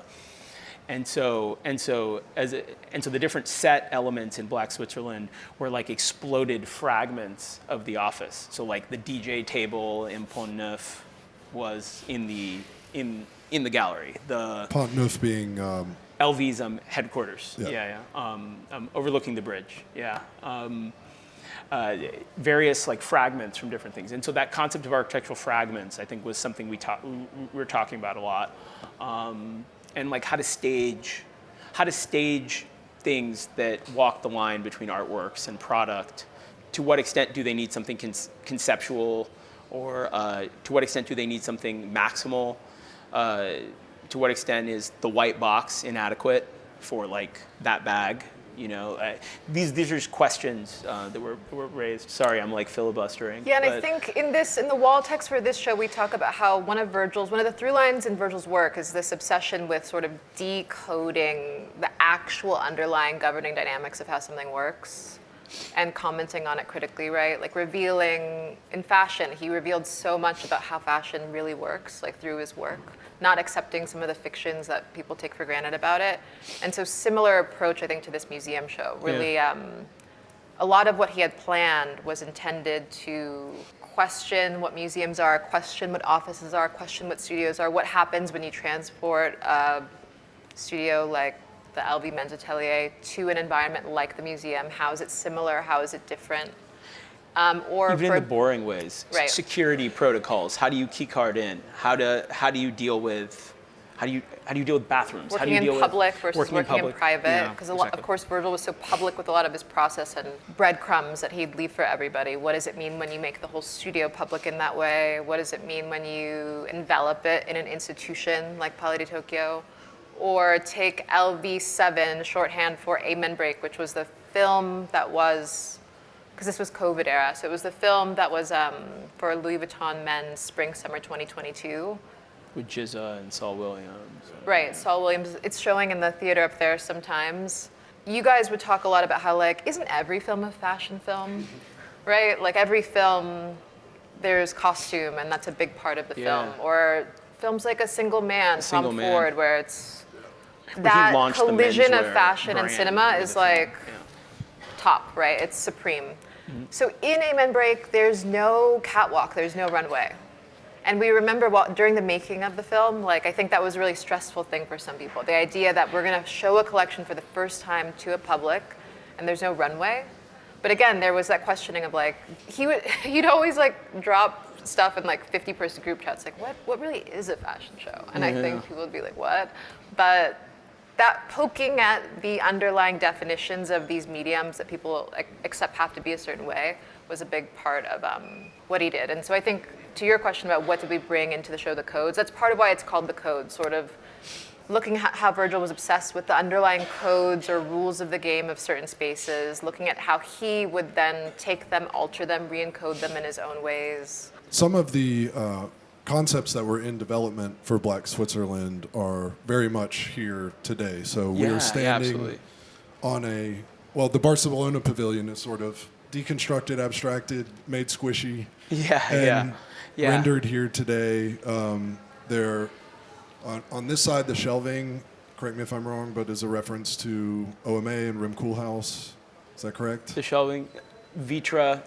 Vitra. More Vitra. Yeah, like Vitra. Will you take this over so I don't get it wrong? So. Or the idea of quoting the Barcelona Pavilion is referencing Rem Koolhaas quoting the Barcelona Pavilion. Do we want to do a reference? Probably not. Do we want to reference ski right now? We can reference ski. Short form would be that Virgil went to IIT. IIT was, and he's from outside Chicago. You know, Mies designed Crown Hall, designed IIT, but also many buildings in Chicago. And of course OMA also worked on IIT, and those two figures of Mies and Rem, I don't want to over-determine their like influence, but I think their influence was pretty significant on him.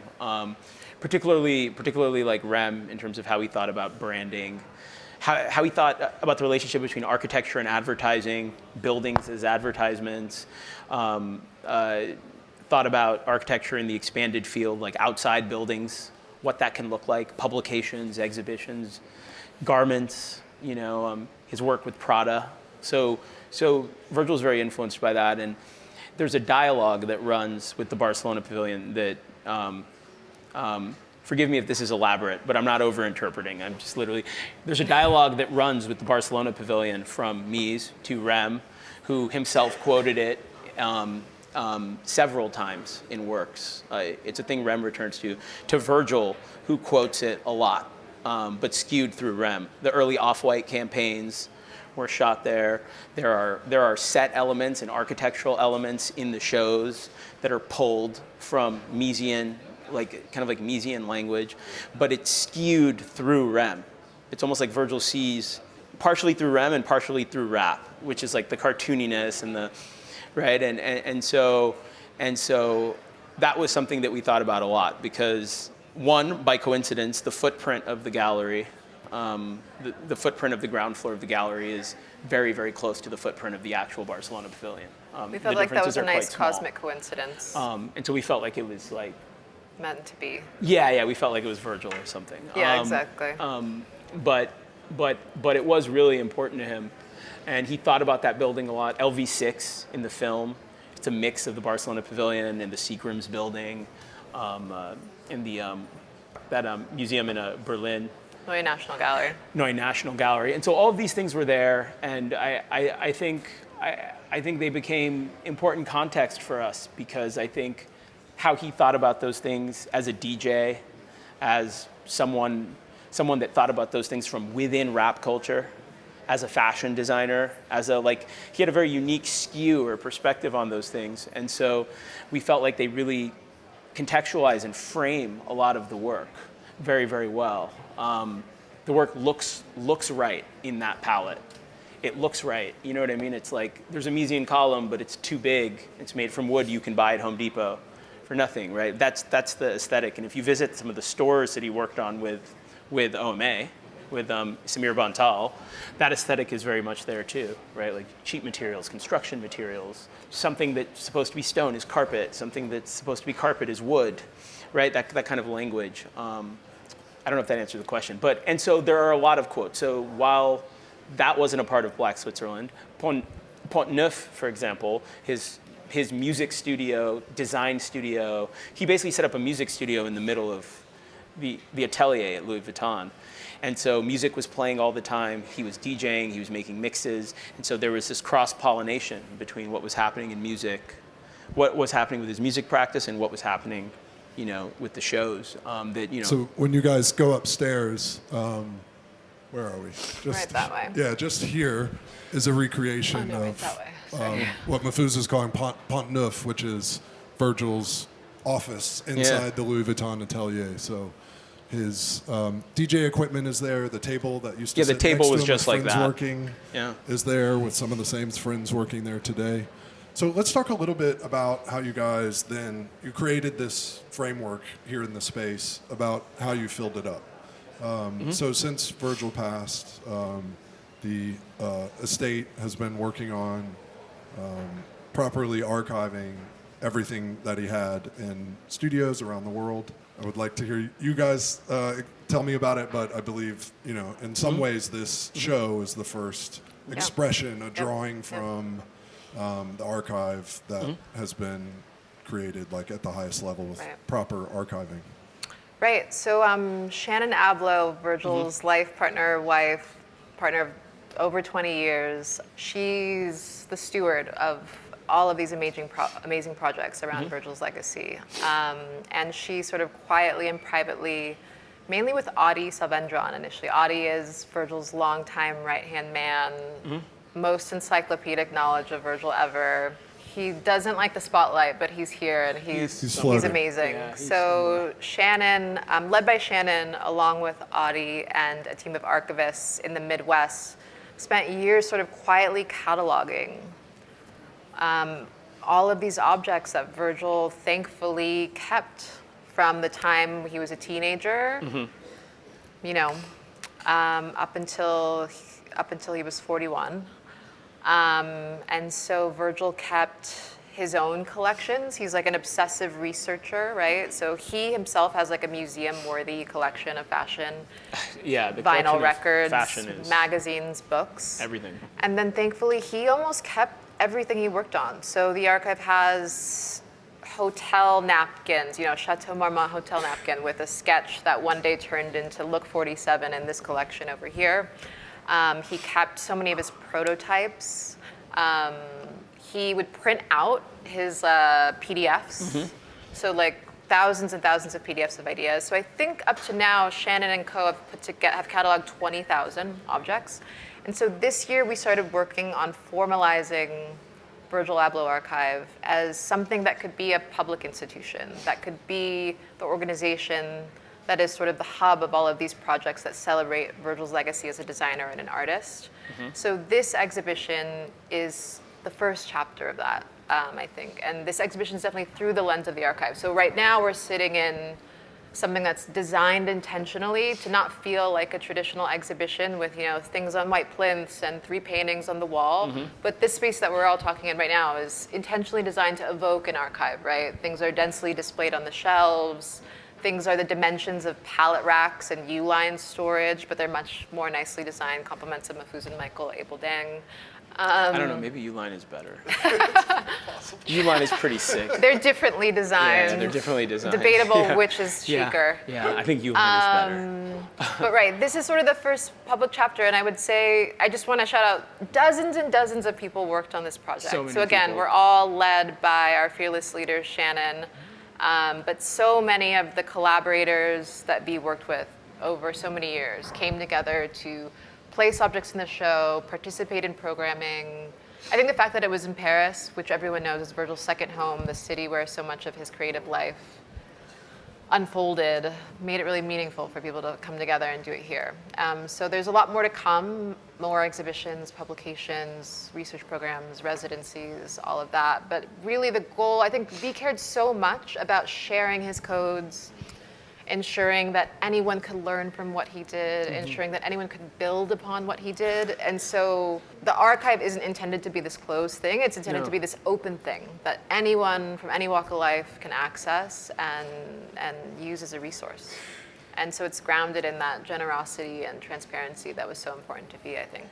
And it's a better, I think for what we were talking about earlier in quite obscure terms, this is like a more legible way of expressing some of those ideas we were talking about, about codes. He worked on so many different things at once, all at the same time. I mean, when you think about it, with the exception of a couple objects, everything in the show is produced between 2013 and 2021. right? Like literally like an 8-year period, where in reality 70% of those things are like in a much tighter period, right? Right when you think like Nike was 2017, so all the sneakers up there are done in 200 shoes that Virgil released up there, all 2017 between to 2017 and 2021. in 2021. His first menswear show at LV was 2018, right? So really he only had 3 active years, you'd say. And so all of this was produced in that time, and so inevitably he had to work. He was working on many different things at once at the same time in one studio. And so the aesthetics of different things migrated back and forth between the shelves. Like if you look, there's like a red LV bag there with the chain hanging off of it, and then there's a Baccarat object right there with a similar chain hanging off of it, right? And like these sorts of things were happening, like where it was just kind of like, I don't know, you know what I mean? Like, yeah, like IKEA gets this, Nike gets this, LV gets this, but it's the same logic.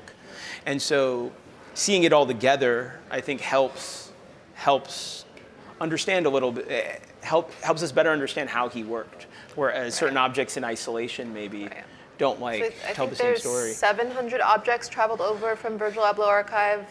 And then Nike, an amazing partner who made this show possible, they also lent about 300 works to the show. So there's over 1,000 things in here that Virgil made. And then there's also probably several dozen works by other people in the show. So also just evoking his archive, the foundation of his research, the things he was obsessed with and that he collected, those pop up, like that Arthur J. Foot black flag work.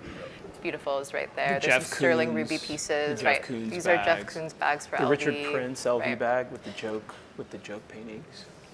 My last question, and then we'll let everyone dive in to the archive here, is what was the lens of 20,000 objects that have been archived? There are roughly 1,000 here.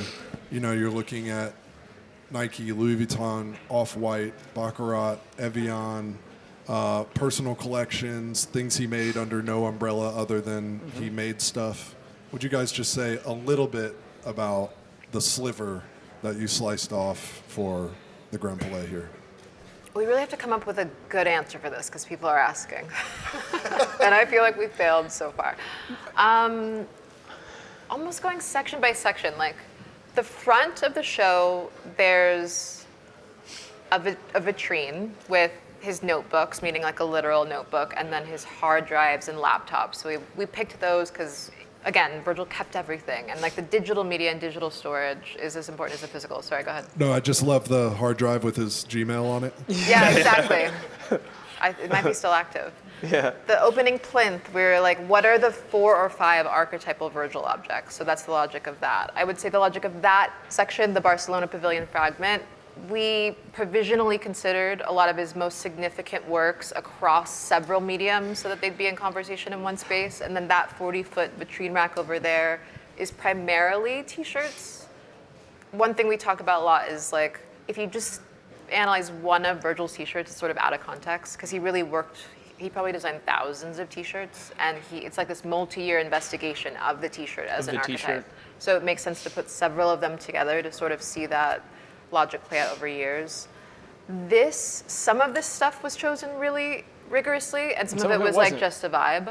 Yeah. It's because it was cool. Yeah. Or it's because it felt right. Yeah, or it's because exactly. like we know the kind of semi-obscure history behind some of the artifacts, and we know that for a certain community or a certain specific group, you know, like the Midnight Studios tees that Virgil did with Shane, or There's like this tee from like the 2007 HBA with tee, Shane and screen printed on Mobilaji on it. Like Right. these kind of like little Easter like eggs sort of like for different parts of the community. fanzine style. It's like light up different communities with different selections. Exactly. Yeah, you know, little like studio detritus, like the skateboard wheels with the note to Elliot still in it.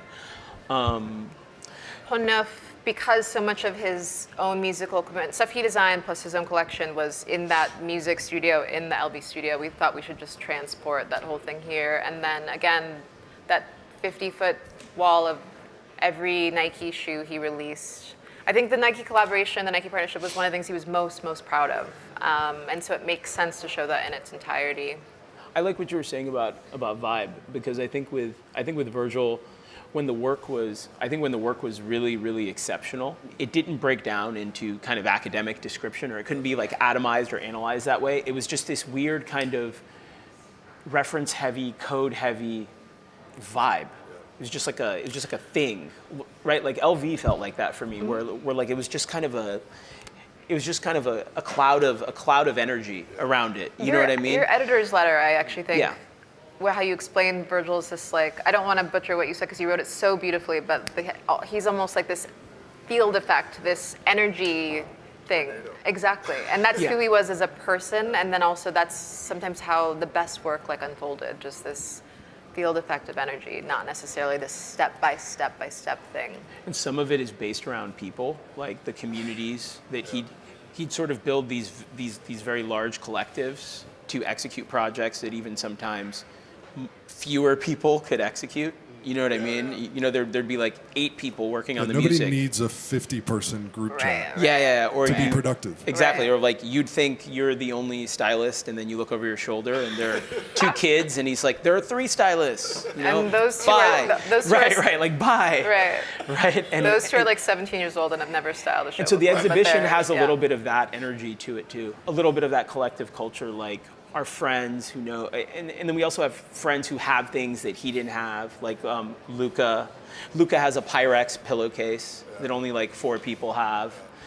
That was his pillowcase. Where that he's like bringing. the real Pyrex heads who know for certain that they know every Pyrex object in existence, like didn't know this pillowcase existed, and might be exhibited here somewhere by the end of the week. Yeah, and so that kind of thing, or like, and so it is rigorous in the sense that like we do think that there are certain objects that really exemplify his working method, like the Braun wall unit, right? It's somehow it's still Dieter Rams, but somehow it's also Virgil.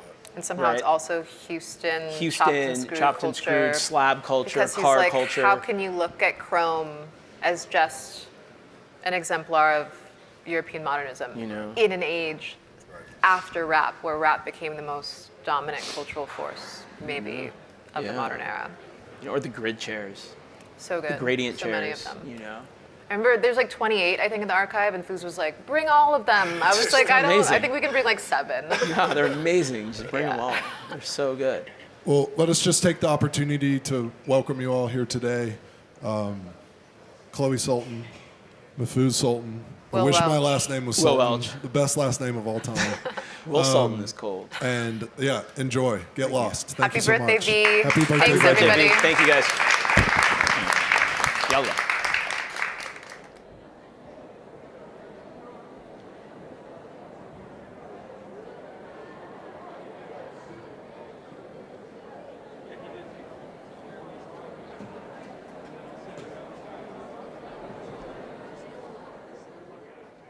Art car, I built a lot of automobile.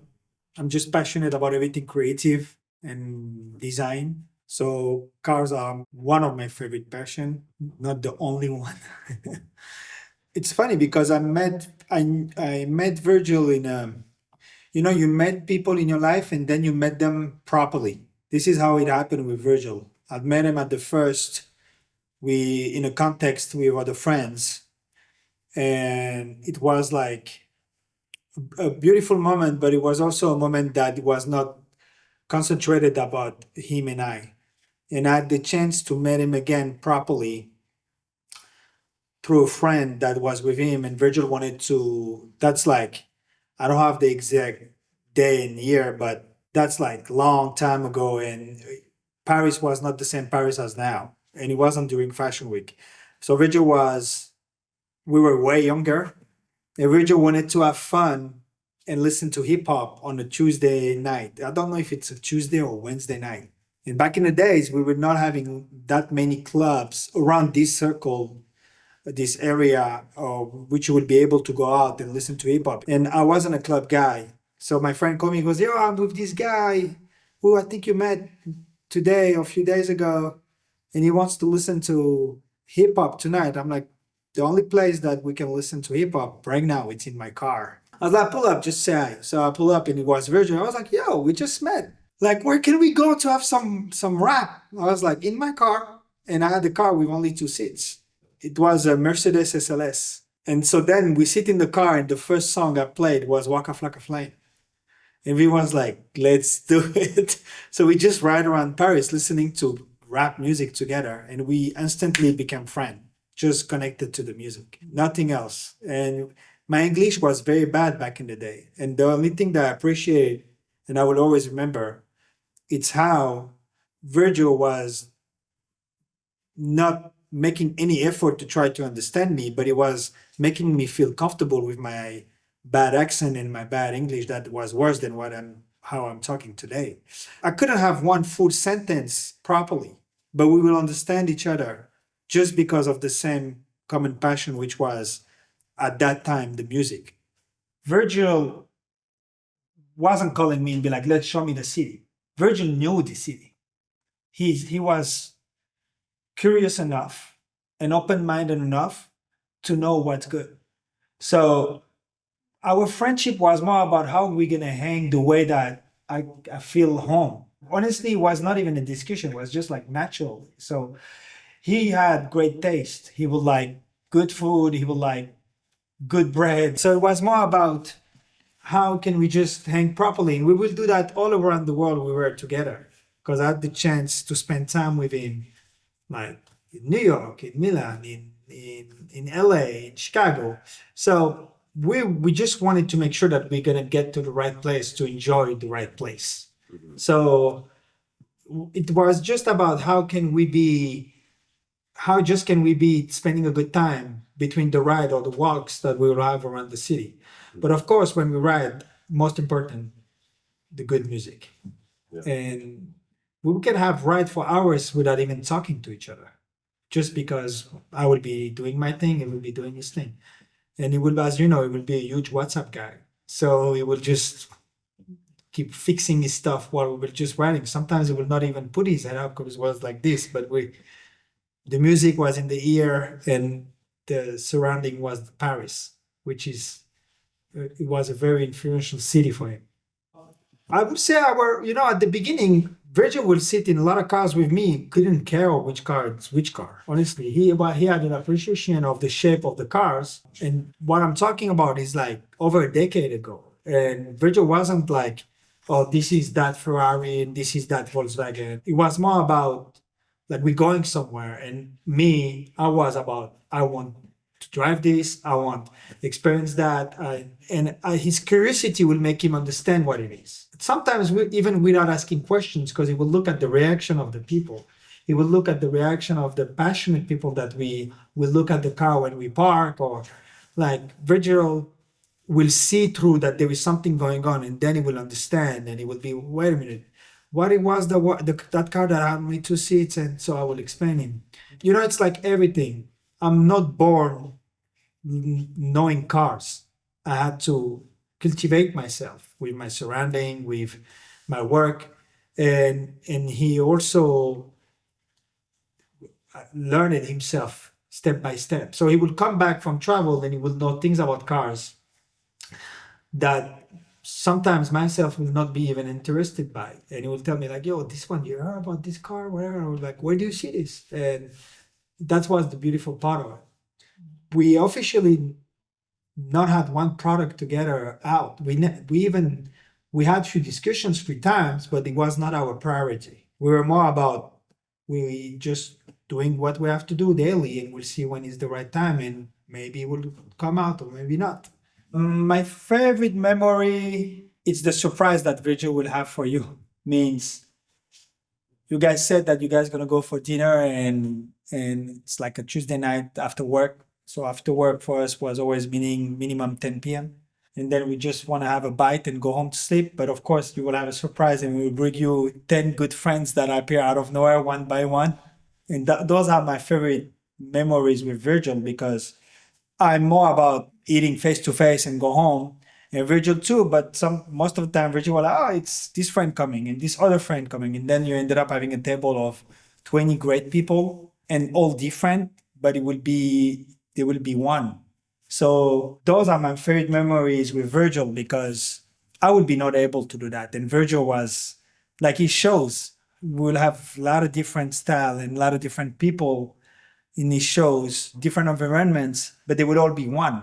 So every time that we would have dinner and we'll end up with 20 different persons, or 5 or 4 or 3, it would always be like Virgil good friends and good people. The yellow Porsche, the 3.6, Virgil knew how much we had appreciation for Porsche and how the shape of a Porsche means to me. So after knowing himself about what he likes exactly, what he doesn't like, V was like, I love that yellow car. I was like, yeah, it's something. So he found that car himself and he was like, what do you think about it? And I was like, on my WhatsApp, I was looking at it, I was like, the car looks crazy cool, like yellow inside yellow.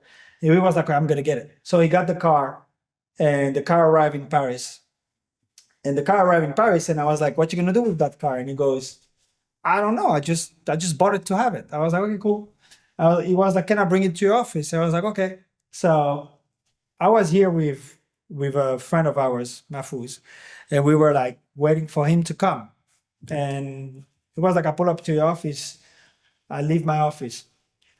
I'm like waiting for him because his office from this office, by drive back in that time, it was maybe 15 minutes. So after 30 minutes, I'm like calling him, he doesn't pick up. After 45 minutes, I call him, doesn't pick up. And I'm like, is he coming, you know? So we down there and we're waiting and he pull up in the car and he goes, yo, this is complicated to drive in Paris with the traffic. Just leave it in the garage and when I want to come and see it, I come see it. And he pulled up down there. That's why you have all these pictures of us laughing with him around the car. He loved the car. He loved the shape. He loved the design of that Porsche. He loved the yellow. And he was like, just leave it there. And every time, because he will come and hang here. And it was, every time I come, I just want to see it. So I was like, yeah, I'll put it up here. I'm taking care of it. Yeah, of course. I'm taking care of it like I don't know how to describe. I'm just taking care of it. Yeah, when he started with Pyrex and Off-White after. So Virgil, that time, he made a box in his showroom. It was one of the first ever showroom. And he piled all the hoodies, the light blue hoodies, in the box. And he was like, let's ride around and if we see one of them, we give them the hoodie. And I remember we drive all day, like just to drive, and we saw none of them.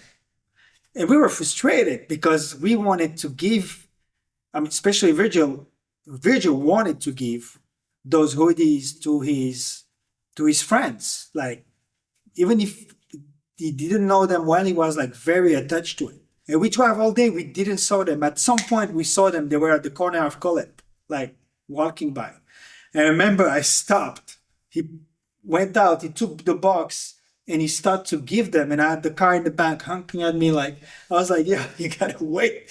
I was like, close the door, I gotta park the car. And it wasn't possible because when he started to give the hoodie, a lot of people came around. They didn't even know what's going on. It was like long time ago, but he was really attached to do that.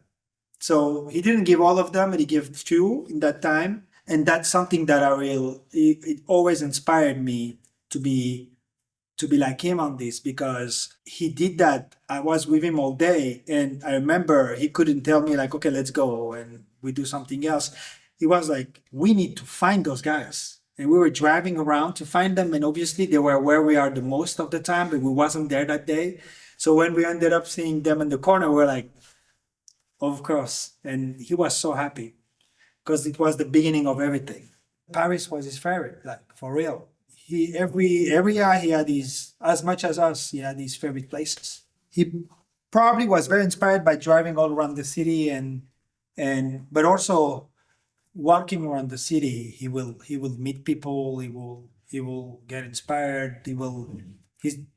When he had a driver, he will also like, I would see him from my car when we cross each other some ways. He would always have the window down and check out stuff because, you know, people are inspiring outside, especially in Paris.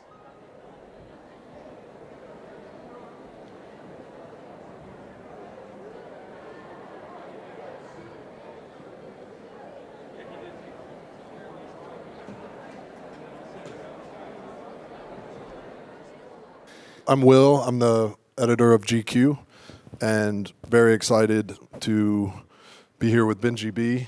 An incredible, one of my favorite DJs radio host, one of Virgil's closest collaborators. Thank you for doing this, Benji. Oh, thank you, Will. It means the most to be able to celebrate music in this space because music was so central to Virgil's practice, as we all know. And yeah, thanks for giving me the opportunity to talk about it. You know it. So the framework for the conversation we're going to have today, and of course invite you all to ask questions along the way, is Benji and Virgil collaborated hand in hand on the music for all of Virgil's fashion shows with Louis Vuitton.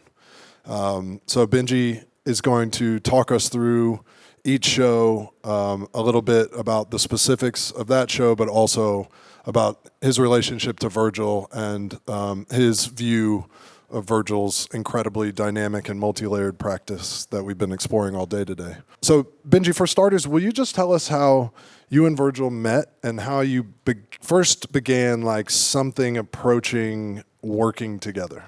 Yeah, for sure. We actually met through the radio.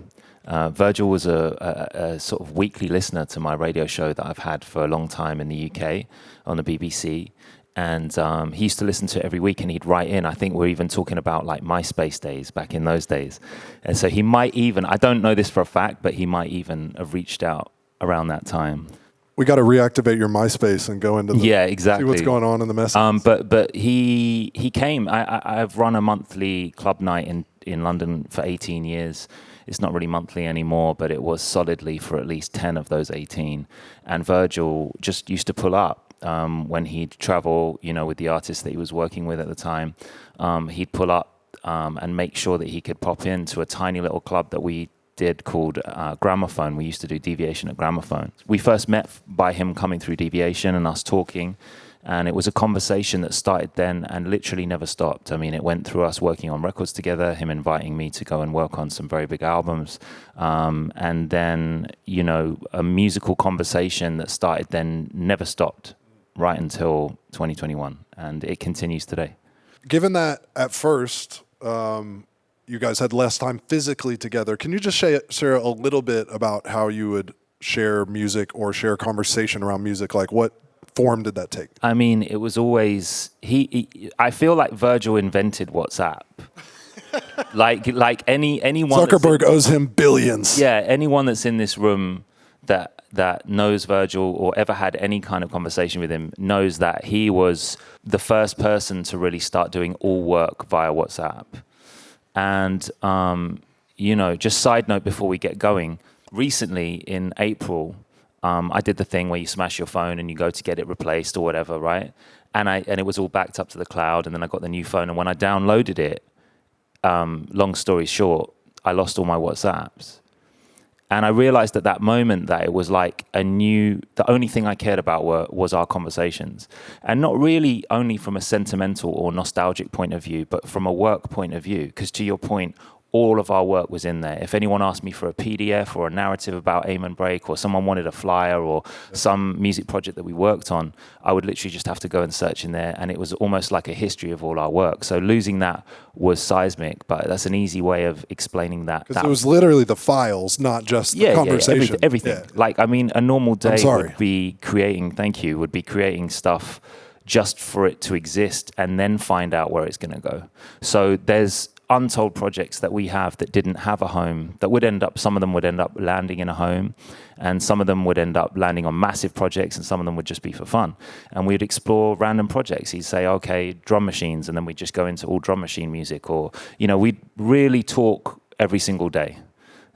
Certainly in the last 10 years. So yeah, I met him around 2007. We probably started working on a music project. The first project that he brought me into was Jesus, and that was around 2010, 2011, time of Watch the Throne, which is why you see that bag down the bottom with the Watch the Throne tour bag, the 01, which is his own Louis Vuitton. 7 years before. And then he started DJing more, and he's a DJ first. You know, the thing to recognize about Virgil is that we know him as an architect, we know him as a designer, but, you know, music is such a central part of his practice. He's a DJ first and foremost. And when he started DJing again and bringing that back and doing it more sort of like frequently and on the circuit and being part of, you know, lineups around the world, we used to do a lot of that together. We'd share a lot of DJ booths, as you can see, that's one of them. And so, yeah, we did that for a lot of time. And then, of course, as you said, in 2018, when he was made creative director of LV Men's, I was made music director with him. And as the story goes, he called me. We were in Miami at Miami Art Basel, I think, or yeah, it would have been that, I guess. He said, "Oh, I want to have a meeting," which is not something that he would ever say. Like Virgil would say something like, "Pull up, I'm at so-and-so," or, you know, "Come through so-and-so." But he said, "Oh, I want to have a meeting." And I went to meet him, and he said, "Yeah, I got the job." And I didn't even know what the job was, but I knew what the job was. And he said, "And he was like, by the way, you got a job too." Yeah, and he did. And he said, "And you're my first hire. Music's the most important thing. I want you to direct the music." And we actually decided the music for the first LV Men's show there and then in 25 minutes. The meeting was like 25 minutes, and we were like, yeah, the first one should be this. And we set out the manifesto for what was to follow in 30 minutes. So take us inside the manifesto a little bit in terms of not just the music you selected, and we'll start with show one, but also how the two of you were thinking about music's role in this Louis Vuitton project. Well, it was clear from the start that music would always be central to it, and that it would be it wouldn't be something that was added at the end, but something that was integral to the conversation from the beginning. So it's part of the woven fabric of the whole thing, just like the set, just like the clothes. It was placed on the same level as importance, because unlike a lot of other shows that I've witnessed or been able to work on, like, music really is a part of it from the very beginning, and we're so lucky as creatives. Anyone that's ever worked with V on any project will know that you're in the sandbox with everyone else working on the project. So I'm lucky enough to witness the set design coming together. I'm lucky enough to watch Marco design, you know, the artwork. I'm lucky enough to talk to Playlab, who are designing the set, and all of this has this kind of symbiotic relationship with the music where it's influencing it the whole time. But often the music is decided right at the beginning. Based on a mood or a reference or what, you know, it could be a few key words, and then we decide, and then it goes from there. So tell us a little bit about the decisions that you made for show one. Well, for show one, that was decided in that first meeting, and with any sort of story that I'm building for any project, and obviously we did a lot of stuff outside Louis Vuitton as well, but speaking specifically about LV, we decided that our manifesto, if you like, or the philosophy of it, would be that it would always be live music. For the Parisian shows, which we used to call the main shows, of course, we did like international shows as well, which were kind of like, for example, the ones we do in Bangkok or whatnot. They were often music sequences, but the one in Paris was always to be live music and was always to be one singular artist. And the way that we decided the first show was really just that we loved these kids called Bad Bad Not Good from Toronto, and we were like playing with this idea on the first show, which ended up not manifesting as that, but we were playing with this idea of employing like a house band that would be like the house band for whoever came. So we made all of these LV things, like a drum kit and a Rhodes, and we did like the monogram on a Rhodes and all of that, and gave it to Bad Bad Not Good. And the reason they were the perfect choice for the first one was because obviously there were a lot of codes in everything. One of them was supporting new talent and bringing through something new. Another thing was really pushing the envelope. You know, it was like essentially having live jazz on his biggest first show on the longest runway I've ever seen, you know. Yeah, for those, just to be clear, this is the show one was at the Palais Royale with the famous rainbow runway. Yeah. And so just to stop me if anything gets like too nerdy, because we're not allowed to show the actual visual references today for whatever reason. So we'll just have to paint the picture for what they look like. But I'm sure everyone's seen that very famous long rainbow runway. And the references for that were the Yellow Brick Road. So think about the Wiz and all of that. There was a heavy Pink Floyd reference going on, as you can see, from Dark Side of the Moon with the famous triangle and the colors refracting through that. And so you'll hear that we try and reference Dark Side of the Moon, and all of those things are going on. So obviously, which is like the college stoner connection, right? Playing the Wizard, play Dark Side of the Moon to the Wizard of Oz. Yeah. Absolutely. And I had never put that together, so I'm glad I came today. Yeah, it's important to note like that every single show, I could spend an hour talking about the narrative of every single show. There's so much depth and so much story, And it doesn't really matter if that story is not spoken like verbally. It's a story that you can feel the frequency of when you walk around this exhibit. Because every single thing in there has that level of depth and that level of reference. You know, things aren't throwaway. It's not just about what looks cool or what sounds cool. Everything is a story. And that story was a story of discovery for all of us. Him, me, you know, it's the first LV show. And from a musical perspective, it was the first time I'd ever rehearsed a live band to do a fashion show. And so I was actually DJing in Detroit at a festival called Movement. And I drove to Toronto to meet with Bad Bad Not Good, and we did a few days rehearsal. And then I flew them to Paris, and we hired this massive studio. And then, of course, we just scratched all of it and started again because all the references changed, and Virgil changed some of the order of the looks and stuff. And what we came out with was pretty special. Can you say a little bit, because obviously outside of your work with Virgil, you have contributed the music to countless fashion shows. Can you just tell a little bit about how like a fashion show needs to roll in terms, because I think that would help me and everybody else understand like what you were trying to work out with Bad Bad. Like what marks do you have to hit with the fashion, with the music for a runway show? Well, runway show music is unlike anything else in the world, because music is all about context, right? So it's like runway music, generally speaking, is anything from like 12 to 18 minutes. And there's an arc of a main show, and then there's this thing we call finale, which you all know, where they all come back and they walk in a fast line. And those two things have a very different feel to them. And what you notice as a DJ or a music head is that time stretches different on a fashion show. Like the right song can feel like it goes super quick. The wrong song could feel like it's playing for 2 hours. You know, if you play the wrong thing at the wrong time, it's a kind of art form that's hard to explain, but I've just learned from doing it.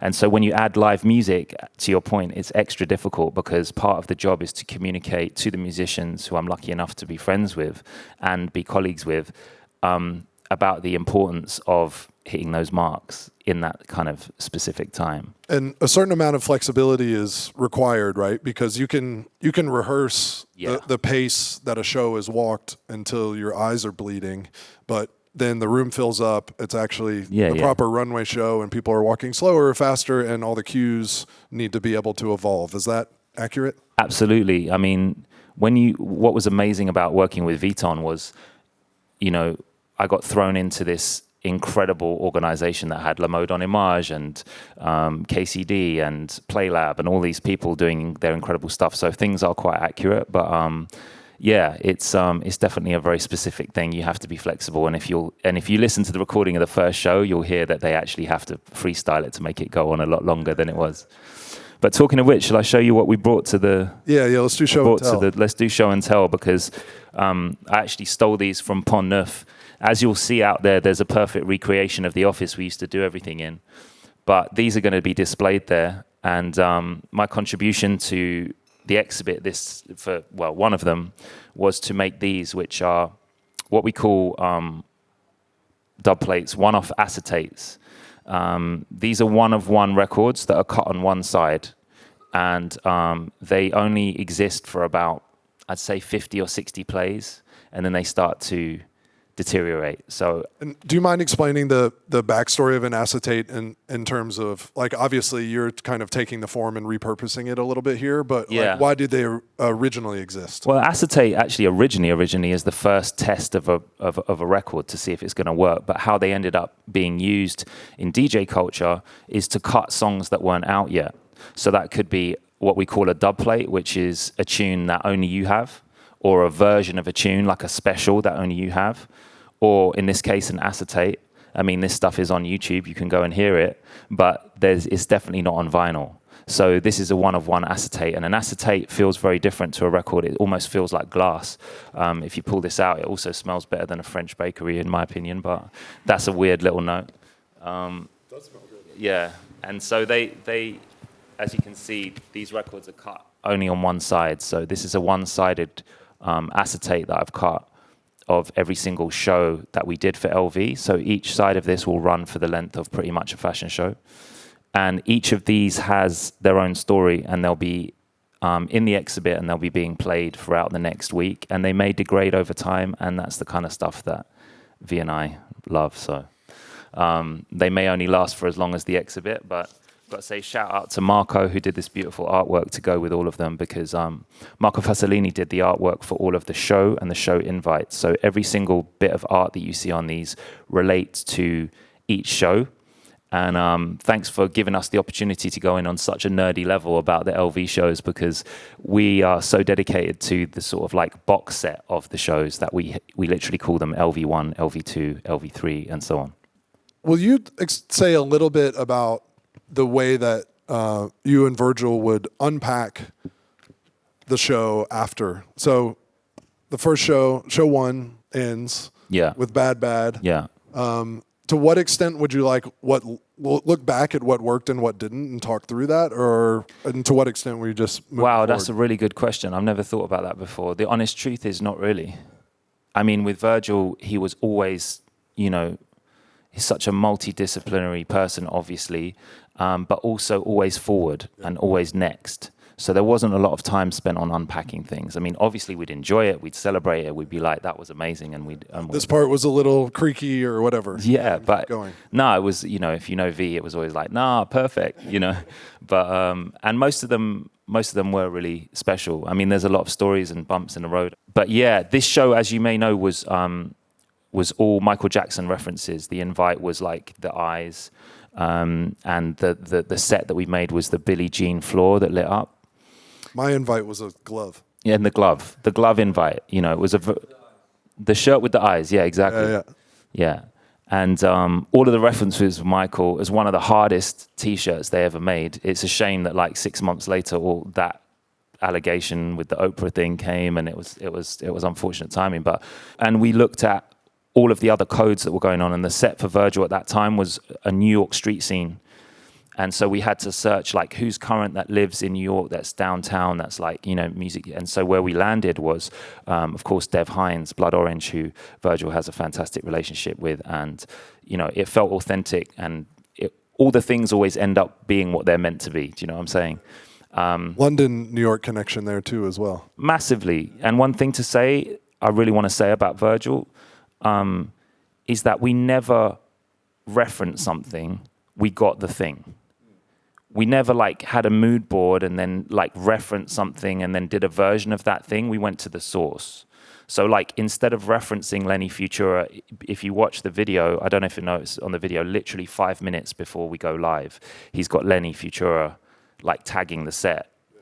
And that's just one tiny example of where every single element is about authenticity.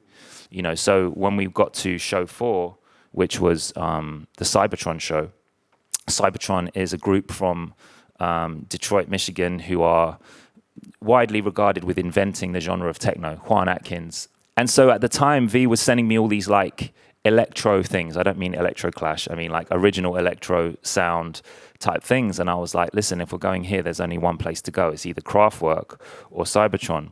But the reason that we chose it for that show, I don't know if you remember that show, it was the Sky set, right?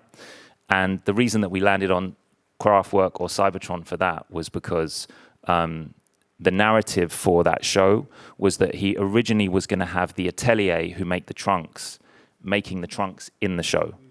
And so we wanted to bring the Louis Vuitton atelier that make the trunks to come and do that live in the show while the models walked, right? And so I was like, what is the musical live version of a production line? Is there something that is not a corny version of that? And there's only 2 things. It's Kraftwerk or Cybertron.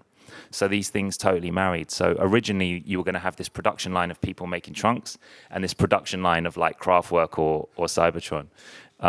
So I'm very proud that we managed to get Juan Atkins to come in for that. Yeah. And Juan Atkins was playing the music from a floating booth in the sky. That's right. Do I remember that correctly? Yeah, it's this one, number 4. Yeah. And we made, that's the amazing thing about Virgil, is that he just, that whole show was a dream, and he made that dream a reality. I mean, when I saw a sketch of a thing that would come down with a sun behind it in the sky with a booth for Cybertron to play, it's just unbelievable. And, working with the best in the game, like PlayLab and obviously Virgil's vision and the way he brought us all together, when you see the render of the thing and then you see the real thing, there's literally no difference. It's exactly that. Can we do a quick interlude here? Yeah. Tell me about, as you guys are working together on the Louis Vuitton shows, and you have a title at Louis Vuitton for this whole period. Tell me about your musical exploits, adventures outside of that collaboration for Louis Vuitton. So you're going out, you're DJing, like what was happening all around like this work? Well, this work happened once every 6 months. And the rest of the time we were doing our jobs, which is traveling around the world, DJing, in my case, doing the radio, doing music direction, producing records. I always say that everything that I do is DJing. It's just a different context. Even music for shows, music for films, you know.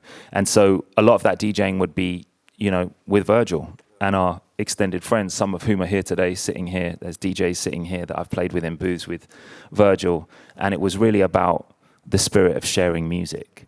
Virgil's enthusiasm for DJing and an enthusiasm for like authenticity in his deep knowledge of UK music was like unparalleled. I haven't really met that many people that aren't from London that have such an authentic love and real knowledge of London music. And the same goes for his, you know, passion for New York, for example, or various different things where it's like very much a lived thing instead of a learned thing for him. Virgil's a guy he's not talking about the thing, he's getting on a plane and going there and living it. And so we were lucky. It was the best shit ever. And so you guys might be talking about the music for a Louis Vuitton show while actually going back to back at 3 a.m. DJing. Yeah, in fact, you know, if you fast forward to the last ever time I saw Virgil and the last conversation we ever had, we were playing back to back on stage at Manchester Warehouse Project in September 2021. And we took the train together because also Virgil's very important for you to understand. Like Virgil's just going to get on a train. You know, it's not like private jet. You know, we just got the train from Euston to Manchester and we went to see Manchester City play that day. And on the train, he was like, listen, tell me any other like creative director of a fashion house and music director of a fashion house that have ever played back-to-back headlining a festival at Manchester Warehouse Projects. And I was like, yeah, good point. And I think that's safely just the two of you. We can call it. Yeah, and so that's what we would be doing outside. And it's an important question you raise because it's the same for any practice, any creative in the room, whatever you do.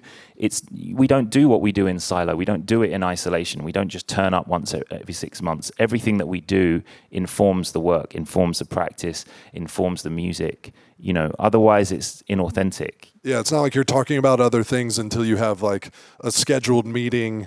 We are now going to talk about show music 6 at Pont Neuf, 3 to 4 p.m. It would happen right here. Look, exactly. This is in Miami. We're probably talking about the show in between playing records as we speak. Anyone here that's DJ'd with V knows that. Also, by the way, a lot of gigs that you do with Virgil, you don't know you're doing them until the day. Please explain. We were just talking about Travis was just here earlier, and we were just talking about like the Aim and Break film, which was happened during lockdown, and we'll get to that film because it's an important thing. But we learned how to make films in real time. Basically, we weren't filmmakers, or certainly I wasn't in terms of doing sound to picture, and we learned how to make a film during Peculiar Contrast, Perfect Light. We'll get to that in a bit. But at the end of Aim and Break, I went into the edit of Aim and Break at 11 a.m. and I left at 2 p.m. the next day. So it was like a 26-hour push-through stint. And I sent the film off, like the final file off, and it kind of went up in the cloud. And I walked from the edit suite, took a shower, and then walked to the cinema where it was being shown and going live at 2:30. And it was almost like we thought that was the finish line. And then it was like, no, there's a dinner at Pompidou. And so we were like, oh, great, okay, that'll be a nice finale. So we get to Pompidou, and he's like, yeah, so you're DJing now. And then there's a flyer suddenly that goes up and everyone's circulating the flyer. And it's like, yeah, we're DJing now. And then Travis pulls up and then it's a party. Do you know what I'm saying? So it was always like that. It was always like, or sometimes, you know, you get sent a flyer in the afternoon and you're like, sick, like, what's this? And he's like, oh, that's the thing we're doing tonight, you know. And that was the spirit of it. That was the spontaneity of it. And that was the sort of pure creative, you know, flow. So, yeah. Did you ever tap out and say, not tonight. Never. I don't have it. 0 times? Never. Nah, 0 times. You're a true warrior, Benji B. Yeah, we're soldiers. Yeah. So let's keep moving through the show music, and I would love to hear, like, if we're talking about, show 5, show 6, and that range. Well, this one's an important one. Show 3, which we can't show you, but it happened in a place called Plastifine. I'll try and go through these real quick because there's so many codes and messages in all of them. But this one, you can never pick a favorite, but if I was pushed, this would be a contender. There's a square called Plastifine, which is on, what's that little island called on the Seine? There's a tiny little island just as you walk across to go to Saint-Germain called, and the square is called Plastifine. And the set for this show was basically the square itself. We took over all the cafes, we took over all the restaurants, and the walk was, the runway was the square, which actually is kind of more of a triangle. I would like to admit that I stole an ashtray from the table. Oh, we all did, man. We all did. That was the whole point. He made everything to be stolen. I gotta come clean, all right? Let me have my moment. Yeah. We all stole that ashtray, trust me. But yeah, so that was just a really simple one in terms of knowing what to do. Sometimes you just know straight away. And he showed me the space, and I was lucky enough to be here a few weeks before. So I just walked into the space, and as soon as I walked into the space, I was like, it has to be strings. Has to be an orchestra. There's nothing else. It's got to be strings. So we landed there, but I was like, yeah, but what are the strings playing? And then I was like, nah, what if we DJ'd the strings? So I basically did something a bit mad, which is give an arranger 20 or 25 songs, which is, a bit mad if you're only going to use 6 or 7. But I did that just to see which ones I liked the sound of. And then I booked 3 rehearsal days with this orchestra and drove them mad because I basically made them try every combination of how every other song would fit into the other song. And the conductor really didn't understand. DJing an orchestra. No, I did. We DJed a live orchestra, literally. With 86 musicians in it. Incredible. Yeah, no, literally. And they were so pissed because basically the guy was quite a kind of like traditional conductor. And the orchestra aren't. They're known for doing like music that's outside of classical and stuff like that. But they're very like on the clock. If you book an orchestra, it's like lunch at this time, tea break at this time, and at 4:30 they're out the door no matter what. So you want a really limited amount of time.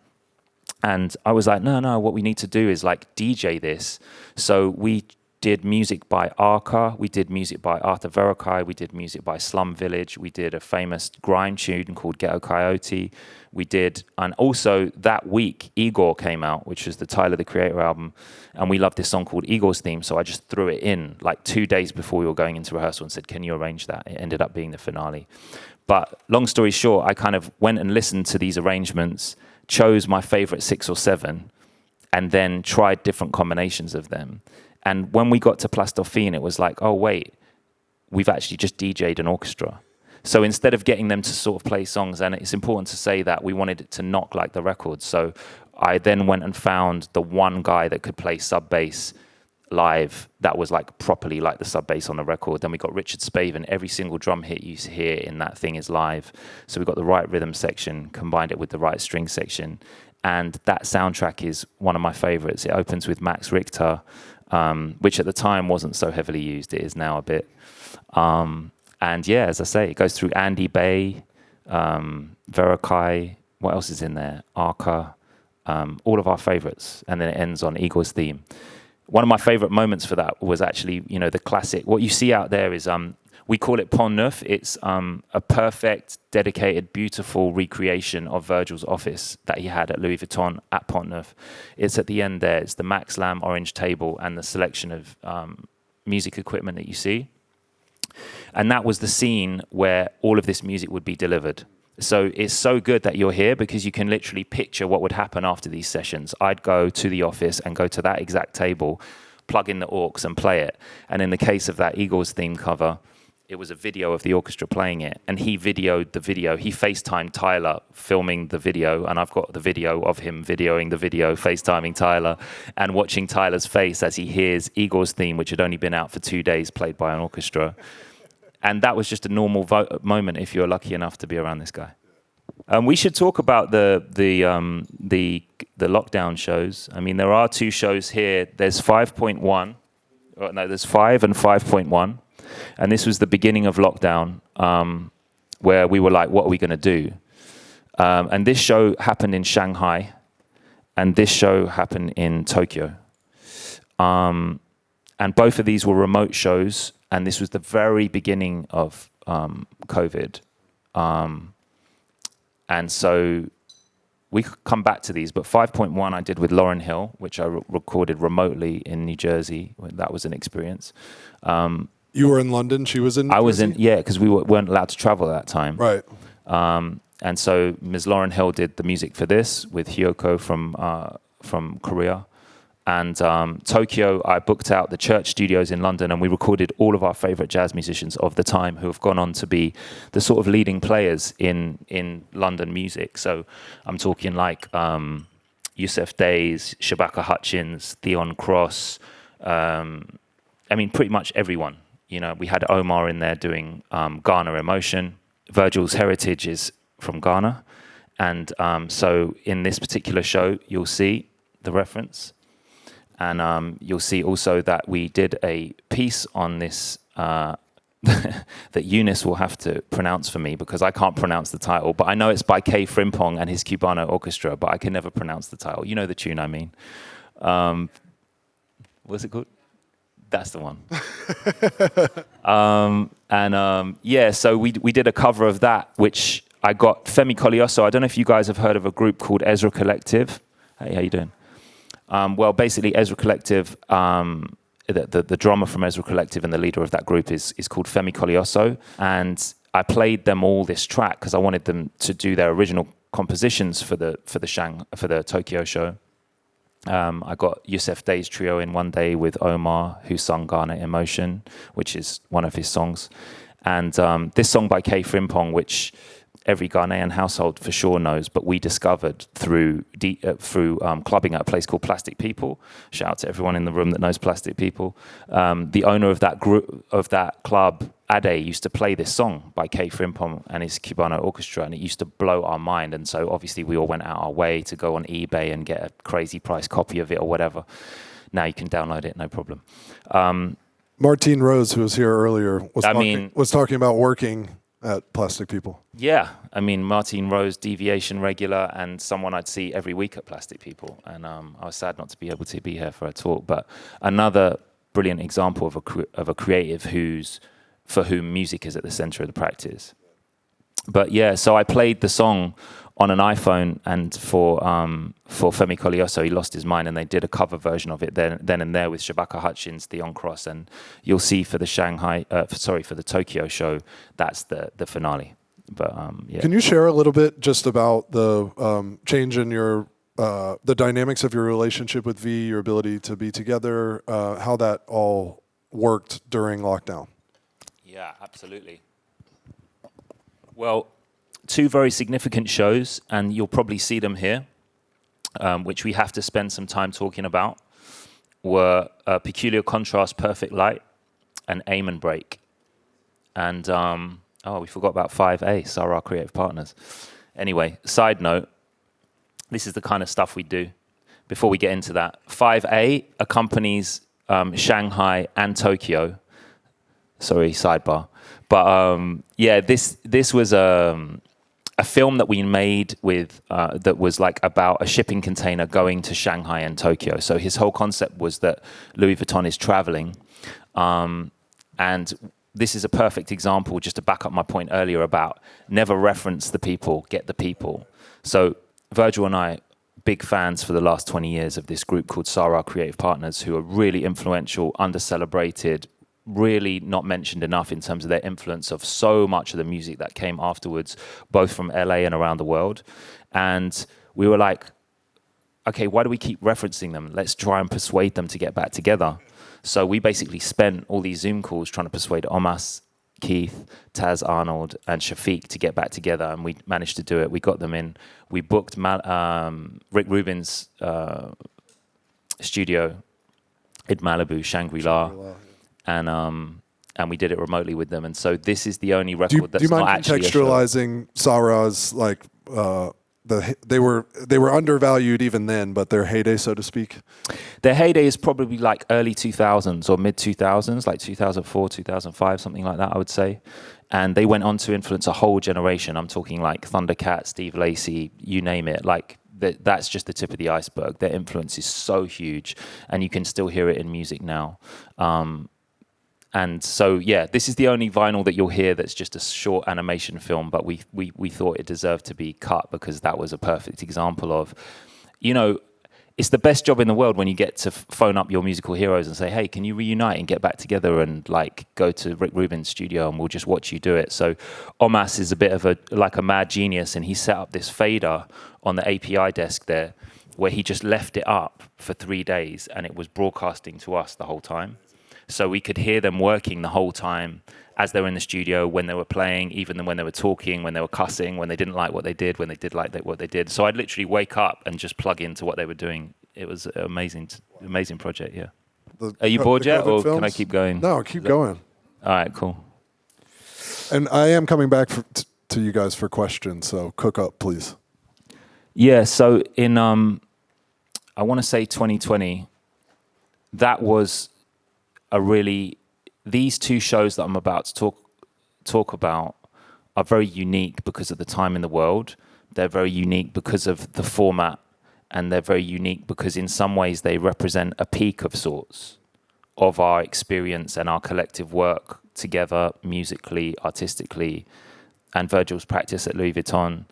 And they're the two films called Peculiar Contrast, Perfect Light, and Aim and Break. And the first film wasn't supposed to be a film at all. It was supposed to be at Tennis Club de Paris, which is famously where Phoebe Philo used to show all of her Celine shows, as you know. And it's a very well-known venue in Paris. It's literally the tennis club down in the 16th. And it was originally supposed to be a show. And the average Louis Vuitton show, I think, is like 1,000 seats, or maybe 800 or something. And so we're planning, we booked the venue, we're planning the whole thing. And then we suddenly got the call. It's like, actually, you can't do 1,000 seats. It's going to have to be 600 seats because, you know, this thing's coming, this COVID thing's coming, and we're not allowed that many people. And so we're building this whole set, we're building the whole concept. And then it's like, oh, actually, we're going to have to do more like 350, 400 socially distanced. And then it was like, actually, we can only do 100 VIPs. And then it was like, actually, we can do no one. And so it basically went from being a fashion show into being a film, and we had to pivot really fast to kind of like adapt to what that would look like. Was there a moment where you realized that at that point, it was better to think about it as a film than as a fashion show with no crowd? You know? Exactly. Yeah. That's the exact sort of like conundrum. Yeah. Was just really the thing of like, that's not the venue that we would have chosen if we were just making a film. Yeah. Do you know what I'm saying? So we had to pivot from it being like a physical experience into it being a film experience, and we learned real fast how to make a film. But this show is called Peculiar Contrast, Perfect Light. You may have seen it, you may have not. The travertine, which you see downstairs, there's a brown, you recognize the brown wall unit that's downstairs, right? That's on a green piece of marble, faux marble in this case. And that really is the kind of backdrop that you'll recognize from Peculiar Contrast, Perfect Light. If I could, is Mahfouz and Chloe in here? I don't know if they are, but if I could... In spirit, they're in here. But if I could even begin to tell you how many WhatsApps I was on about what the color of that marble should be and what the exact veining of the marble should be and all the rest of it, will give you an idea of the depth of what goes into these shows. So Peculiar Contrast, Perfect Light, there's a million references, but the first one was chess. And lockdown was coming, and then there was that program, The Queen's Gambit, was on. And I guess Virgil must have been watching it. And he was like, yeah, I'm thinking chess. You know, chess is like a theme that I want to get into. And so that was one thing. And I was like, well, if we're talking about chess, then it's got to be Wu-Tang, it's got to be Jizza, because he's the grand chess master, and, you know.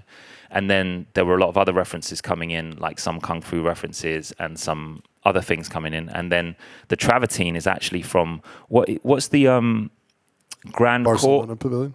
No, it's from what's that? What's the Succession? The bit where in Succession where they go into like the Grand Court. What's it called? What's the big court called in America?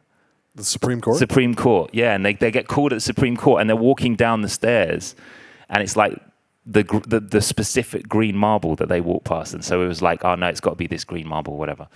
So, yeah, I wish Mahfouz would, he could dial in a lot better on the sort of like PDF level, you know. But yeah, so they wanted to have a poetry element. So I called Saul Williams, who again, don't reference Saul, go to the source, get Saul Williams involved. And likewise, Yassine Bey, Mos Def, formerly known as Mos Def, Yassine, one of our collective most favorite artists. And so it was my job to kind of try and amalgamate all of these elements. And we brought in a lot of musicians to help with that process as well. And Saul, Yassine, they both contributed musically and appeared wearing the clothes. Yeah, exactly. Yeah, so the first scene that you see is Saul Williams performing one of his most famous poems ever, which was produced by one half of Nguzu Nguzu. And yeah, it's just it was an amazing experience from start to finish. And so we thought like, yeah, I could go in very deep on this, but as you can tell, let me have some water. Take a break. Can we do a question? Anyone? Anyone have one? Yeah. Have you got the coffees on the way? Where's Go-Go with the coffees? I would like to ask, what's the difference between working for like maybe like a big fashion house for your projects rather than working by yourself? Talking about like the base where you're working on and where the work will go out. How do you mean when you say go out? I mean like, do you think that working within Louis Vuitton would be the same as working not for Louis Vuitton in these cases? If I understand your question correctly, like how the fashion context transforms what you do. The simple answer to that is it depends who you're working with. I work with creatives, not necessarily brands. In this case, the brand was Louis Vuitton, but in our case, everyone that worked with Virgil was protected by Virgil. So we were just making art that we thought should exist just because it should exist. And one of the reasons, you know, I know Will and all these amazing people in fashion is because I love working in fashion for the reason that all of those things can exist just to exist. Obviously, on a bigger level, on some level, you're selling something. But that's kind of like an invisible column. No one can say, oh, because we did this music, we sold this many trunks or this many trench coats. It's kind of like an invisible column that, you know, where else in the world can all of these things smash together, like set design, theater, lighting, obviously clothes, music, you know, poetry, whatever. It's like, you know, and Virgil was really the kind of nucleus of all of those planets that would orbit around those things. So in my experience of working with him, it was very unique to do it at Louis Vuitton because we had resource and we could, you know, be backed to make amazing things that we felt should exist just because we loved them. We love Jizza. We love Saul Williams. We love Yassine Bey. We love Futura 2000. We also love Dev Hynes. We love Bad Bad Not Good. You know, there is something unique to, in this case, like a lot of music is made, live music. There's a million reasons or kind of like ways that music comes to be created, but the record business is one thing. The series of incentives and how it's all funded and how it's all structured is one thing. And then the fashion business, because in this case, it is trunks and trench coats that are allowing you to put together a full orchestra, record them and DJ them. So it's that. Yeah, but you have to remember that we're talking about the eagle here. Like there's no eagle like Virgil Abloh. You know, no matter what, he's flying high. Just as you think you can see the eagle view, he's in super eagle view. He can see absolutely all of these elements coming together. And that means all of the elements coming together within the LV show, but that also means one step removed of all of the elements coming in with the LV and the Off-White and the other collaborations that he's got going on and the music projects, and then one step removed to see how all of those things talk together. He has the biggest vision of anyone that I've ever worked with in terms of being able to see how all of these things interact. So to answer your question, it's a blessing to just be a part of that vision. you know, and to be able to think big in those ways, and to have someone that supports big ideas, you know, and to be able to work with what we love. Take us to Aim and Break. Yeah, so Aim and Break is where I wanted to go with the chess reference. So Peculiar Contrast Perfect Light is LV6, which features Saul Williams, Yassine Bey, and like fun fact about the Yassine Bey rap at the end of that, I recorded that in a broom cupboard with him 7 minutes before he was going to do it live downstairs, which was not scheduled. It was not a scheduled part of the film.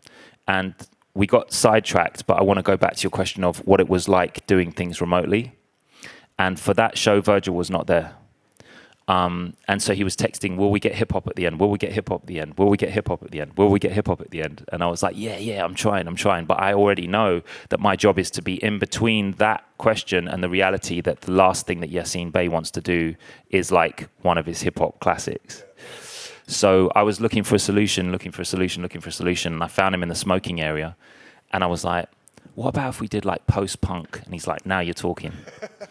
So I went and found ESG, which is like a classic, UFO, which is like a bit of a hip-hop post-punk classic that is usually played at 33 instead of 45. Found a broom cupboard where we could record it, and recorded him doing it, and then begged the film crew to just give us one shot at the end. And we had one take, and what you see in the end of Yassine doing it is one take. Literally, people are already packing up and leaving the building at that point. And in many ways, it's the sort of coda on the whole thing that makes it. So yeah, Peculiar Contrast Perfect Light is that film, and that sort of taught us about the process of filmmaking. And then Aim and Break, we knew we were making a film. So we set out to make a film, and that's where the references I'm talking about of chess come in. And so it was the chess reference, which is the Jizza. Then as soon as you're talking about the Jizza, his most famous album references a film called Shogun's Assassin, which you hear at the beginning of a film, which is a young kid talking about. It's a famous kung fu sample that is burnt in the minds of any hip-hop fan that's ever listened to Wu-Tang. And it's from a film called Shogun's Assassin. So, of course, now we've got our two big references, chess, Shogun's Assassin, and much more than that.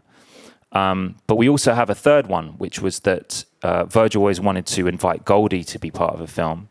And does everyone know what an aim and break is? No, maybe not. Break it down for us, Benji. Okay, so how long have we got? Are we going to run over? Aim and break is a break beat. A break beat is a part of a record like this where it's just the drums. They're parts of records that DJs used to cut to back and forth to make that part of the break beat keep going. Of the beat, never stop.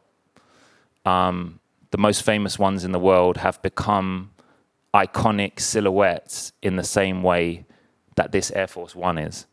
And it's not insignificant that the LV Air Force One is in aim and break, because Virgil's genius is to really recognize that break beats, like the Apache break, which is just from a famous song by the incredible bongo band called Apache, or the Aim and Break, which is from a song by the Winstons, which is a break beat that I could do a whole day lecture on and play you songs from everyone from NWA all the way through to Jungle Records from the UK. Everyone's used the Aim and Break.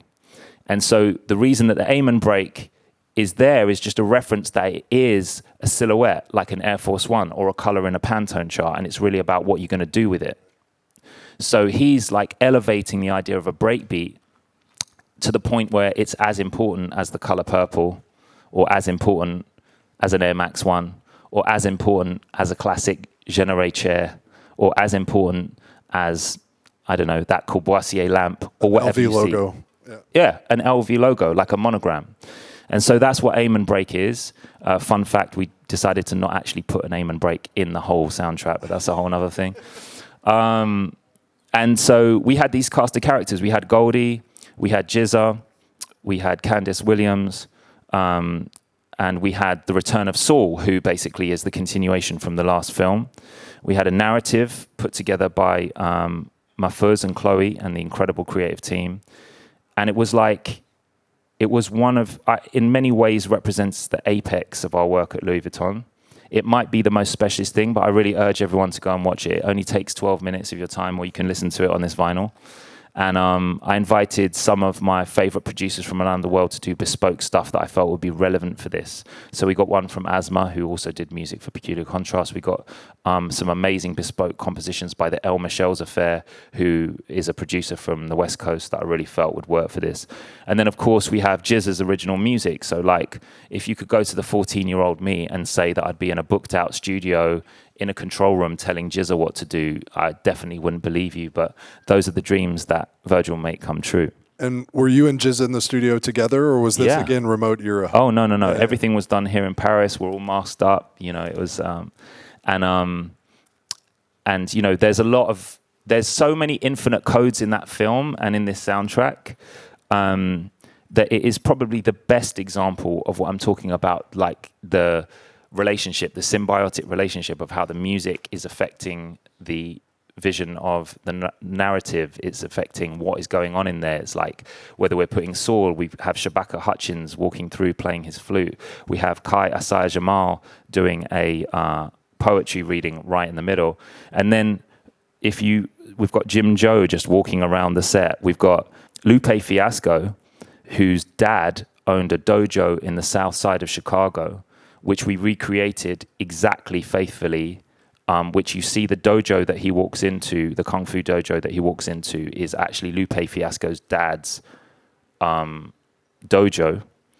And then the Tenori ball that he holds is the actual Tenori ball from the film Shogun's Assassin, which they went to great lengths to find from Japan. And then we have the two Olympic kendo champions fighting in the, you know, there's so many levels to the film. But musically speaking, what's important to mention is that it was the most challenging one I ever did because I had to mix backwards. So we wanted to put in Jizza doing a couple of his classic tunes. One of them features Raekwon. We decided to leave that verse in. And there's just one bit where he's playing chess and the whole thing has to be lip-synced to his bit. And when we do music for shows, like in the film edit, we're always the last part, the music part, right? So we watch the edit happening overnight. Manoray, shout out, Henry, you know. These guys are always in the trench with me on the overnights. And often we watch the film edit saying, the video team say, oh, it's going to be done by 2 a.m., let's say. And often it's not done till 2 p.m. the next day, so you're waiting to do it. And on this particular one, I had to sync the lip sync Jizza, and then as a DJ mix the music backwards in time to hit the front. So it was pretty techie. But anyway, nerdy details. Here you go. It's LV7. It's Aim and Break, and it's one that we're really proud of. And absolutely must be revisited. I'm not kidding when I say I'm going to rewatch it for the first time in a while tonight. Yeah. Ends with Goldie with his classic piece Timeless. Features all sorts of amazing people, but it was an amazing process. And also Mahfouz and Chloe, who have obviously curated much of this exhibition, were a huge part of directing and creating the narrative on that. And you know, Virgil was present for that one, and in many ways it represents a really special time in our creation, and in a way the apex of what all of these shows led up to. Would you like to share about the I'll hand it back to you to keep going. Yeah, I mean, I can keep going if you want. Like, there's more shows. There's 7.2. There's of course then this one, which is probably the most difficult one to talk about from an emotional standpoint, because all of the other shows that I'm showing you here that we've cut to vinyl are what we call the quote-unquote main shows, the real shows. We haven't cut the international ones, apart from this. All of these ones are Parisian shows or main shows. And this one is the Miami show that took place in December 2021, the very beginning of December 2021. And it's, as many of you may know, took place the day after Virgil passed. And the process around, this one is not live music, it's a music sequence, but we felt it should be honored in this selection of acetates because the music that's on here and the flow of this music and this particular DJ mix is one of the most profound like selections of music in my life. And kind of all of the music that's on here now has a completely different meaning, as I'm sure you'll appreciate. But if ever there was a lesson about music in its context, it's this, because the show happened like maybe 3 days after Thanksgiving in the US, I think. And the last day I was speaking to Virgil was Thanksgiving, or maybe the day after Thanksgiving. And, you know, anyone that communicates with Virgil knows that sometimes, the comms are off and then it really flows like a tap, you know. And creatively, it was just flowing like a tap. And I was just getting, we were going back and forth on music. I'd spent a week like choosing tunes for this show anyway. And there are all sorts of notes from that WhatsApp chat, one of which is like, I met this kid called El Mean in London in a studio session. And he played this song Golden off his iPhone. And it was one of those classic things where sometimes in your studio session, when you wrap up, someone will say, "Oh, can I play some tunes?" And this time it was this kid. I say kid respectfully because he was super young at the time. And he plugged this tune in. We were like, what the fuck? It was an unbelievable piece of music. So I sent it to V and I was like, listen, I think that this, because we always like to put one Easter egg of someone new into any sequence and try and support new talent, support new music.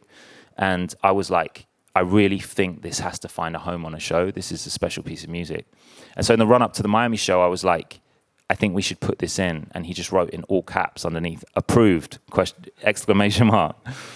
And so it got baked into the show. And then before that, there were a lot of conversations like, it's Miami, we have to have Neptunes. We've got to have like, Mom, I'm So Sorry and Mr. Me Too. And, there was a lot of pieces of music that I was experimenting with. And one of which was this Law and Order piece. Anyway, all of that to say is that there was some kind of like extra pressure around Miami. I don't know what it was. It was like just this, you could feel it. It was like it had to be this mic drop moment before Basel. It was like they were talking about getting Adele or, like Drake or Jay-Z or whatever, these kind of budgets. Like, what's that? Yeah. And that huge statue. There was this, it was like a really, like you could just feel and I remember being in London and just, when you can feel the pressure of something being really big. Obviously, I guess, like, on a spirit level, I must have known something was coming. But I could just feel, like, more pressure than normal around this show, which was very weird considering it wasn't, like, one of the main Parisian runway shows. It was basically an off show in Miami at Art Basel for what is essentially an Art Basel crowd. And there was all this stuff about performers and this, that, and the other. So I could already feel this pressure coming. And we'd gone back. And so I pulled out all this music for this sequence, was quite happy with it, spent like, 11 hours on the plane to Miami or whatever it was, just going deep into music, like no Wi-Fi, just really pulling out this sequence and felt it was really important because it was the first time we were not doing live music. Pulled out all this music. We went back and forth all that week, Thanksgiving. I had a weird feeling that he wasn't going to come. But at that point, I didn't know that for sure until Thanksgiving when I got word that he wasn't necessarily going to be able to attend. But we were going back and forth about music like normal. He was like, no, it's got to be jungle. We need drum and bass. We've got to put drum and bass in there. I was like, it's Miami. Are you sure? It's like a Miami Basel crowd. Are they really going to go for jungle? He's like, no, we've got to have like Bristol jungle. And he sent me like this tear out Ronnie Size tune that he wanted in there and like all of that. And then I was like going deep into like some British psych King Crimson stuff as well. And then we were going into like Brazilian with Quarteto MSI and everything. We made this sequence. Anyway, all of that to say is that I was in a cab going to get my hair cut because it had been a mad time. I found some barber in Miami and I literally looked out the window, and as I drove past, I saw Mount Sinai Cancer Center in Miami. And I just had this weird thing in my gut. And then I was in the barber the day before the show with him half cut with the bib on, and I got the call. I won't go into what that meant for us to lose our best friend personally, but I will go into it in terms of from a musical perspective in this show, because I'm sure you can imagine what that 24 hours was like. But I spoke to the Abloh family, and they were absolutely, completely clear that this show had to go ahead. And I was actually clear on a spirit level that it had to go ahead for him as well. And at that point, I called the friends. I was like, you need to come over and listen to this sequence. Everyone came over. P came over. Everyone came over. And I was like, listen to this sequence. Just feel if it's right. And the context of the music just changed so much. You know, suddenly the lyrics of this song, Golden, changed. Suddenly, like, the feeling of, like, this Brazilian tune changed. Suddenly the classical piece changed. And this Law and Order piece, which we put at the front, became, you know. So I don't know really where I'm going with this story other than to say that that sequence of music is one of the most important sequences of music, obviously, that I've ever worked on in my life. And to your point earlier about looking back on music and thinking to yourself, like, what would you change? What would you do differently? Like, he wasn't a perfectionist. I kind of am, to be honest. And so sometimes I look back and things, I'm like, oh shit, that didn't mix quite well, or we could have done a bit less of that tune. With that particular sequence, this one, 7.2, I literally wouldn't change one bar or one beat, because it's one of the most uplifting, beautiful sequences, and it was all conducted by him. It was 100% Virgil in action. It was 100% Virgil was here, and it was almost like when he was composing it on WhatsApp with me, he almost knew what was coming, and I didn't. I feel compelled to clap, if that's cool with anybody else. Thank you. To be, yeah, thank you so much. Benji, could you share a bit about, you know, from the part that relates to not asking you to go any place you don't want to go, but yeah, just your experience of the show that day? It was fucking weird, man. And hearing that sequence live, you know, you had been trying to find the right thing to express through it, and then you were there. I think the way I'd answer that question is by starting with the dress rehearsal, because the show was actually cuttingly beautiful, and it was beautiful because of who was there and who flew in, and all the right people were there. But the dress rehearsal was just so surreal. There's things that went on there that I can't say on camera. That I had to. All I know is that when certain things happen, you don't realize you can be a 20-foot tall giant. And Virgil put that battery pack in all of us. And that day, I was a 20-foot giant. I was like, no to this, yes to that. This is happening. And we walked in. But the weirdest and most surreal thing was the dress rehearsal, because the dress rehearsal happened approximately 45 minutes to 1 hour after the news was announced to the public. And so that was an atmosphere which I will never, ever forget. Watching poor Julie, who is most amazing, God bless her, show caller, do her job, calling these models, like, keep up, you know, 6 seconds between models, having to do that in that context, you could have heard a pin drop in the place. But the reason I'm going into this level of detail about the dress rehearsal is because the power of music was the thing that saved it. Watching people react to songs that they hadn't heard before. I was watching, like, some of the dancers, some of the people that are involved in the movement element, some of the tech team or whatever, like, really, like, what they were reacting to with Golden when they heard the sequence, and it was like almost sort of like a weird healing of sorts. And as Pedro said, you know, there was this 20-foot statue of Virgil, which was originally going to be out on an island in Miami, and they moved it in front of the thing. The show was, he wanted it to be called Virgil Was Here. But yeah, I was sort of there and not there, to be honest. I don't think many of us had slept in 3 days, but I was incredibly present, but also somewhere else. You know what I mean? But I think anyone that was there will agree that it was a bittersweet moment of beauty, because in some ways it felt, you know, someone that would say to you, like, oh, it's inappropriate to do a fashion show now, would not be wrong. And someone that said, it's the best thing we could possibly do to celebrate him, to have a fashion show now, would also not be wrong. You know, and both points of view are totally valid and understood. And for some people, maybe it felt wrong that went on. But I knew in my heart that it was the right thing to go through with.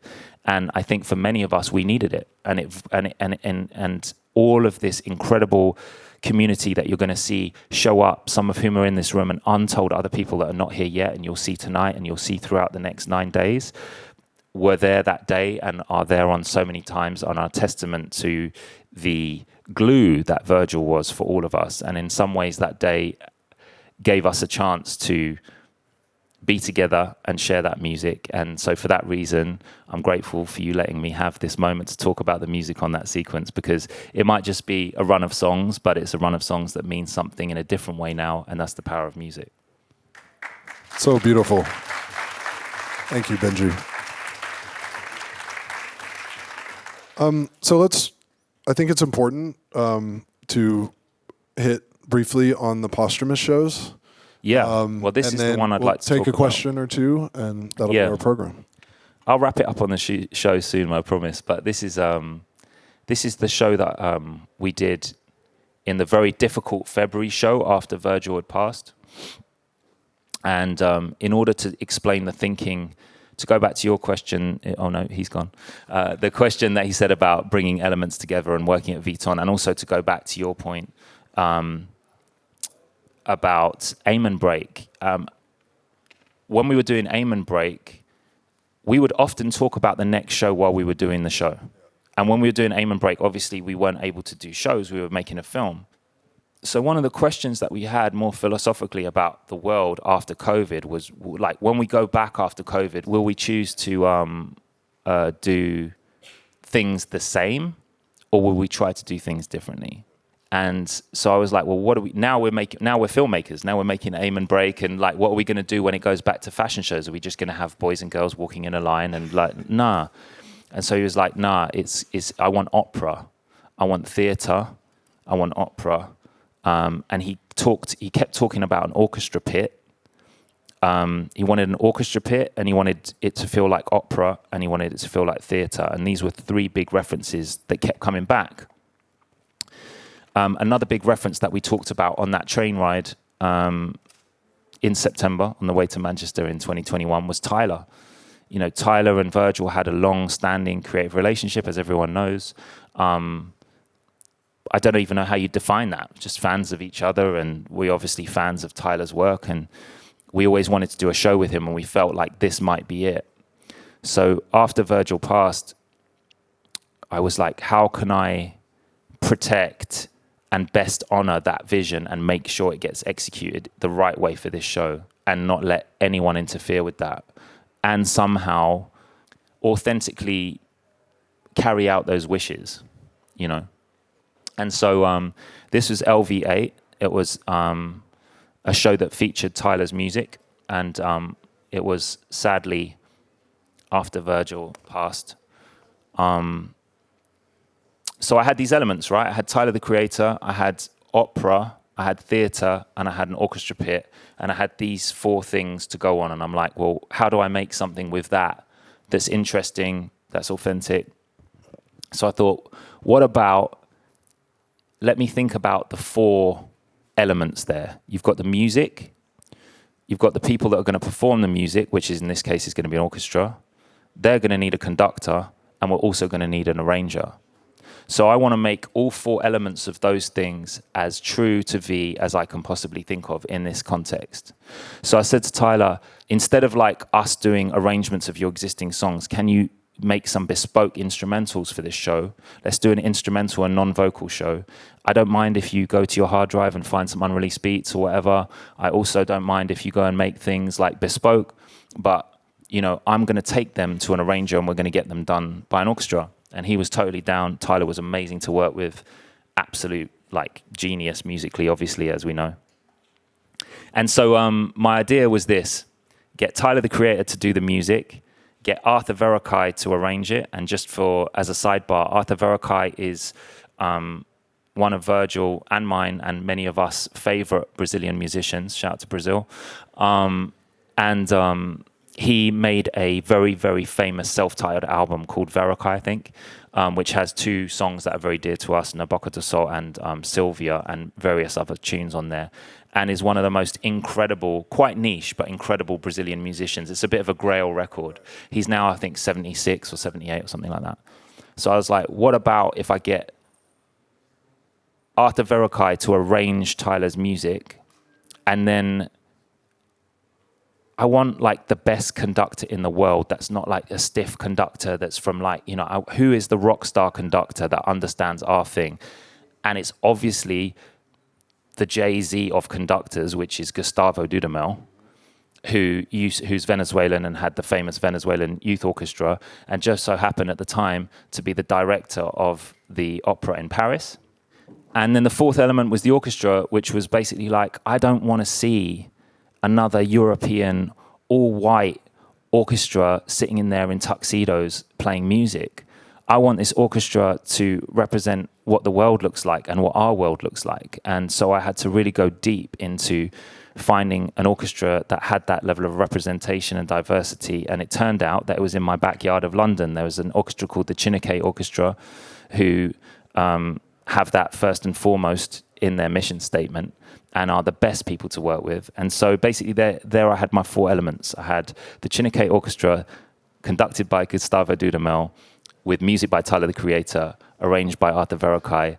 And that sort of like collection of elements felt like I was really doing justice to the vision, and that's what we did. I have very fond memories of that show, of watching you and Tyler scurry out and take a seat as it was all about to unfold. And obviously there was a heavy emotional umbrella over that show, but at the same time to see Tyler's energy was like that of a little kid in the most joyous way. And so it was this, again, the bittersweet, the beautiful and the heavy. 100%. And there's certain moments, like anyone that's worked with V will know, you couldn't make it up. It's like, it's this combination of feeling totally normal, but then if you go outside yourself, you're like, this is mad. Like there was moments where I was just like walking from my hotel on FaceTime with Arthur Verocai in Rio de Janeiro, and then like knocking on the door of the, what's it called? The opera, the opera. Maybe it had a special name, the building, I don't know. The opera, the one, you know, the big one. And just knocking on the door and like having experiences where I go in and talking to Gustavo. And his office, by the way, looks very ordinary. You know, it looks like a normal office, and we're chatting. We had like exactly 59-minute meeting where I gave him the whole idea from start to finish, totally got it, listened to the music, understood the concept, was totally vibing on it. And then right at the end of the meeting, he was like, oh, you should stay because we're going to do the final dress rehearsal of Marriage of Figaro, which opens tonight.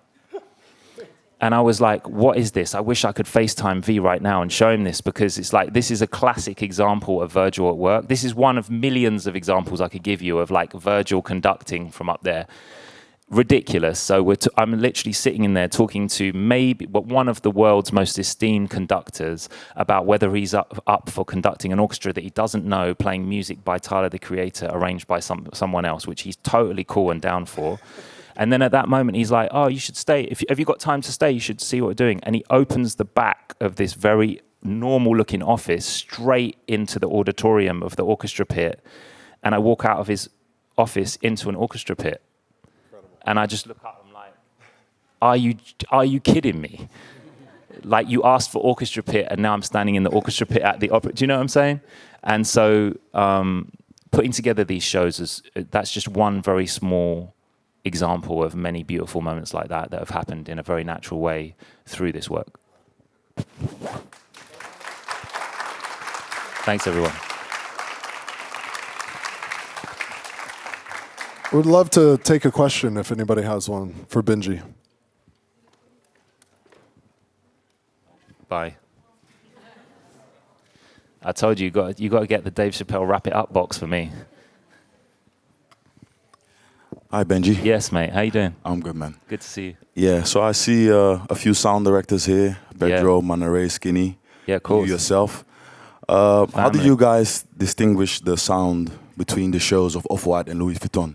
Was it merely making sure you don't have the same playlist, or how do you guys conduct that?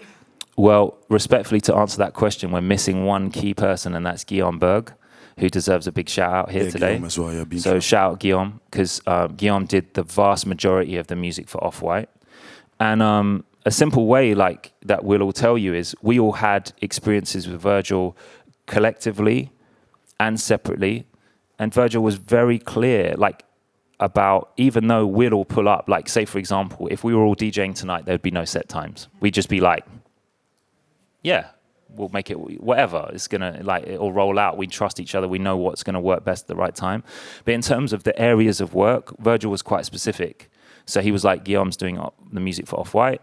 I'm doing the music for Louis Vuitton, and so on. So it was kind of separate like that. I did one Off-White show, which was sadly the one after he passed. And we could give an honourable mention to that. We didn't cut that as part of this series because it's obviously something different. But after Virgil passed, they showed his first ever couture show for Off-White. And I had to think and they asked me to come in and help. And I had to think to myself, like, what is our version of couture? What is the one of one thing that would soundtrack couture? And that was the second half of a show. The first half was like a normal music sequence, but there was a section of the show that was originally supposed to be 4 minutes of couture. And I was like, our version of couture is Jeff Mills on a 909 drum machine, soloing, which is total art and always different, like couture. So I basically, thankfully, the Abloh estate and Adi kindly gave us permission to use Virgil's 909 from Pont Neuf, which you can see the real one out there. That same 909, which you see in the exhibit here, we brought into the show, and Jeff Mills played on it. And so, in a way, the reason I'm answering this way is because it's a good indication of like a different approach. You know, and in that particular instance, actually, that section was supposed to be 4 minutes, and then it became 6 minutes, and then I can't remember what it did become like, and then it became 14 minutes. Sick. And we were like, and they were like, "Are you seriously considering just having a drum machine play for 14 minutes?" And we were like, "Yeah, that's exactly what we're going to do." And then it ended up in the Brooklyn Museum. So, shout out to Jeff Mills. Epic. But yeah, maybe you should let P and Skinny and Manoray answer some of that as well, because. And do go see the Roland and Pont Neuf here just across the hall. Yeah, help me out. I mean, hi, my name is Pedro. To your point. Yeah. Yeah. I mean, there, Monterey, you know, the gang's all here. To your point, like V kept a lot of these things like very separate, and he knew who was the man for each job, you know? Yeah. And there's this funny story. V convinced me to quit my job to take this DJ gig. I literally had 2 flights booked. One to, I used to work at Fool's Gold with A-Track. One to, I forget, Austin or something for New Year's. And this other flight to DJ with Virgil for New Year's. And it was me, Virgil, and Mary J. Blige at like the basement. I'm a big fan. So normal. Of course. You know, normal, exactly. Normal. And I'm going to the airport. I'm like, do I quit my job? Or do I go do this gig with Virgil, you know? So, of course, I took the Virgil gig and quit my job. And I, you know, after quitting my job and, you know, Virgil and I DJing together, me helping him with music, I always assumed that, you know, he was going to try to hire me. He never tried to hire me. But it was for a reason, you know, and I later realized that he never, like, wanted to change our relationship, and he wanted, you know, me to flourish and become who I feel like I'm still becoming. And in our music practice, I felt like I was just kind of like an extension of his arm. Like the things that he couldn't do it in that second, I would just like grab the computer, edit a song, send it to you, or send it to Guillaume. But it was all in his mind, you know, he had it all planned out. And like you could be working on something, and then all of a sudden you walk into a room, you're like, oh, so this is what I'm working on. And you like have like a grandiose vision of this like project that you had no clue that you were working on. And I'm sure like you can speak to the same thing, Skinny. Yeah, get all the heads in. Come on. Get all the heads in. Bafik, you missed the Plastofine Ghetto Coyote moment. I always remember that for you. I'm not much of a speaker, so I'm going to keep it short. Yeah. We were just happy to be part of the universe, man. It was very special for Virgil to call upon us, myself, Pedro, Manoray, Benji, Guillaume, and my man Andre too. Shout out Andre. It was just special, man. Everything he did was golden, and yeah, I mean, that's what I'm going to say. It was special to be part of it. So thank you, Virgil, and happy birthday, Virgil. Happy birthday, V. Jordan has a question. Pedro wants to say something. Oh, we got a question from Baf. Big. Oh. Hi everyone, I'm Bafik. Hi Bafik. Question When's for your talk? tomorrow. Oh, excellent. What time? 12. Right, this is your plug. Yeah, Alright, 12 cool. o'clock screening of a film did with Virgil Shakari and the Q&A after. Fire. So my question for you, Benji. So your background and your experience for a long period of time has been radio. Yeah. And what I find so fascinating, especially like even from the first LV show, is the moment the first like chord struck on a song and the first person went on the runway, it suddenly felt like cinema. Yeah. So, and we've spoken a bit about cinema and music and visuals. Like, when you're picking music, are you thinking about it in its totality? Because the whole thing always felt like a mise en scene. It always felt like all of the elements came together. And yeah, so I'd love to hear you talk about that. Do you mean like, are you thinking about it in terms of how it relates to the whole thing? Yeah, I just feel like all of those shows felt like you were in a film. Yeah. Like all those shows, like you suddenly, the vibrations of everything coming together all at once felt like you were in the middle of a film. And it's interesting to hear you talk about theatre as well, because it always felt like it tied in. And I just want to point out too that in a modern fashion show, you're both walking the show for the people who are there and the live stream and the film that lives on. So that there's those two levels as well. Yeah. And I always had, like, to be honest, I'm from an experiential background of nightlife, clubbing, you know, and physical things, and ephemera. So, you know, to be totally honest, I always had my eye first on our audience that were physically there. And then over time, as to Will's point, you know, I've had to think more about both of them together. And then over more time, the stream is more important. I know for a lot of other people, the stream has always been more important, but for me, like the physical experience is unparalleled. You know, if you're there, it's got to work for the audience, and then that's a frequency that comes through the TV or whatever. But yeah, I mean, it's a process. It's always about trying to create a cinematic soundscape, and it's the highest compliment that you could say there is a cinematic soundscape. But I think that I don't completely understand the question in terms of, like, do you mean that when you find the song, you know where it's going to fit in the sequence already, or how do you mean? Both in the sequence and what looks are. Oh yeah. I mean, I've worked with quite a few different creative directors and designers. Obviously, I don't need to tell anyone in this room, this is by far the most important and special and best one of all time ever, full stop. But I will tell you that I don't always get to see the clothes in the way that I did with Virgil. I don't always get to see the things developed, you know, and so to answer your question, it was always directly in response. There was everything, all the codes were shared. I saw everything, the stuff that didn't make it, the stuff that did. Then of course, like all of us, you'd see one look on the day that you hadn't seen at all and was a total surprise, you know. But with that first runway show, for example, I tried as an experiment, which didn't really work. And I learned the hard way that there's a difference between the stream and the live show, which is we tried to time the music to the different sections of looks that were coming out. Because he did that first show tonally, I don't know if you remember, but there was different colors that came out down the runway, and we tried to time the different music to it. But it doesn't really work because the person that's sitting at a different part of the runway is having a different experience. So we do try and do that, and it kind of works for the camera. If media is pointed in the exact right place and the person who's deciding to edit the film catches that moment, then it can work beautifully. But yeah, we'd always try and pace it. An easier way of saying it, answering the question without wanting to get too granular and nerdy, is that the arc of a show was always the same for me.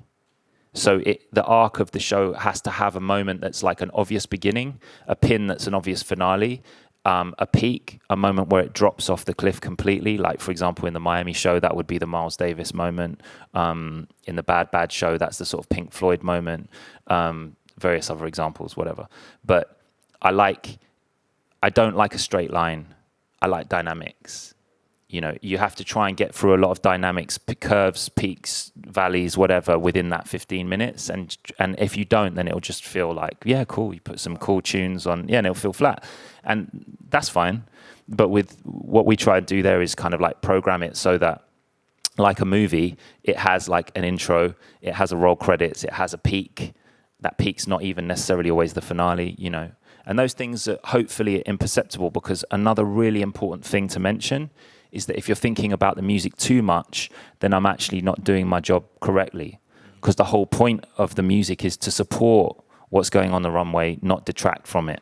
So yeah, you want that peak moment, but you also want it to be kind of imperceptible a bit, so that it's just something that afterwards you felt rather than took you out of looking at the actual clothes. And we should also mention casting, which is really important, because, you know, where else are you going to get Carty walking down the runway, or Steve Lacy, you know, not to mention like Blondie McCoy and Lucian and all those heads as well, who obviously we don't know from music, but are music adjacent as skaters and artists themselves. So that part I wouldn't know till very late, but that would have a bit of influence as well. It's like who's walking as well. Thank you. It's a cocktail.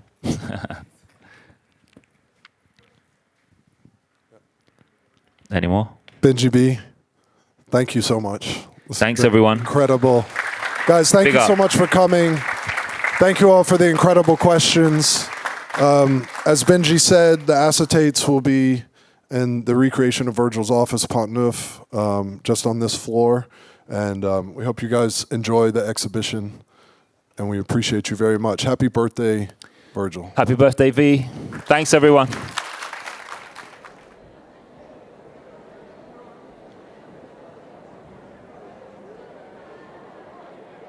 What would you describe your defining moment, like your aha moment as a designer? Yeah, it was the fact that there is no aha moment.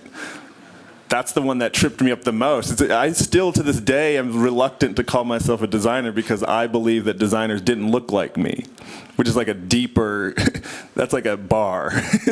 You know, like rapper, you know, like Quavo comes up with it, he's like, oh, shit. You know, like, but that was my biggest hurdle, and that's what I mean to tell. That's the only, that's the main message that I'm delivering, is that most of these hurdles are self-imposed as designers. Like, they literally don't exist. There is no failure. Failure is like as real as like Halloween ghosts. Do you know? And as a designer, I was always like, I literally was like, oh, I'm just gonna work in an office. I'm gonna work and be an assistant to like a bigger firm in architecture.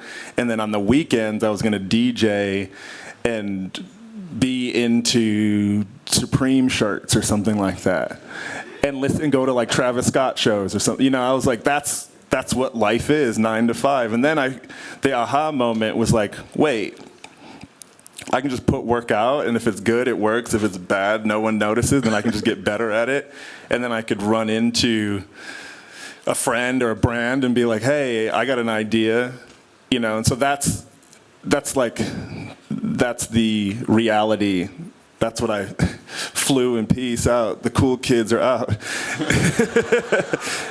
But that's the reality that, you know, I wanted to fly here. And it was really Awana's, like, our text message is really good, but she had the foresight. But I wanted to just come and just say those few things, and then hopefully you guys run with it.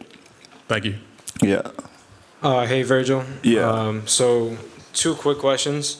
Well, actually, statement first. I have a shirt for you. So first question is yes or no, quick. Can you sign my shoes after this? Second question is... if you want me to sign something, I got to leave in 10 minutes, so I'll do it. Right now? Okay, I'll walk up. I gotta... You gotta throw it. You have to throw it from there, and I have to catch it. If I don't catch it, all of these shoes, I'll take 5 shoes. Hey, one of me. I'm gonna be a decent human being. I'm gonna be a decent human being and just leave mine right here. I got a marker for you. I got a marker right here. I got one for you. No, this is gonna keep going. Is the mic still on?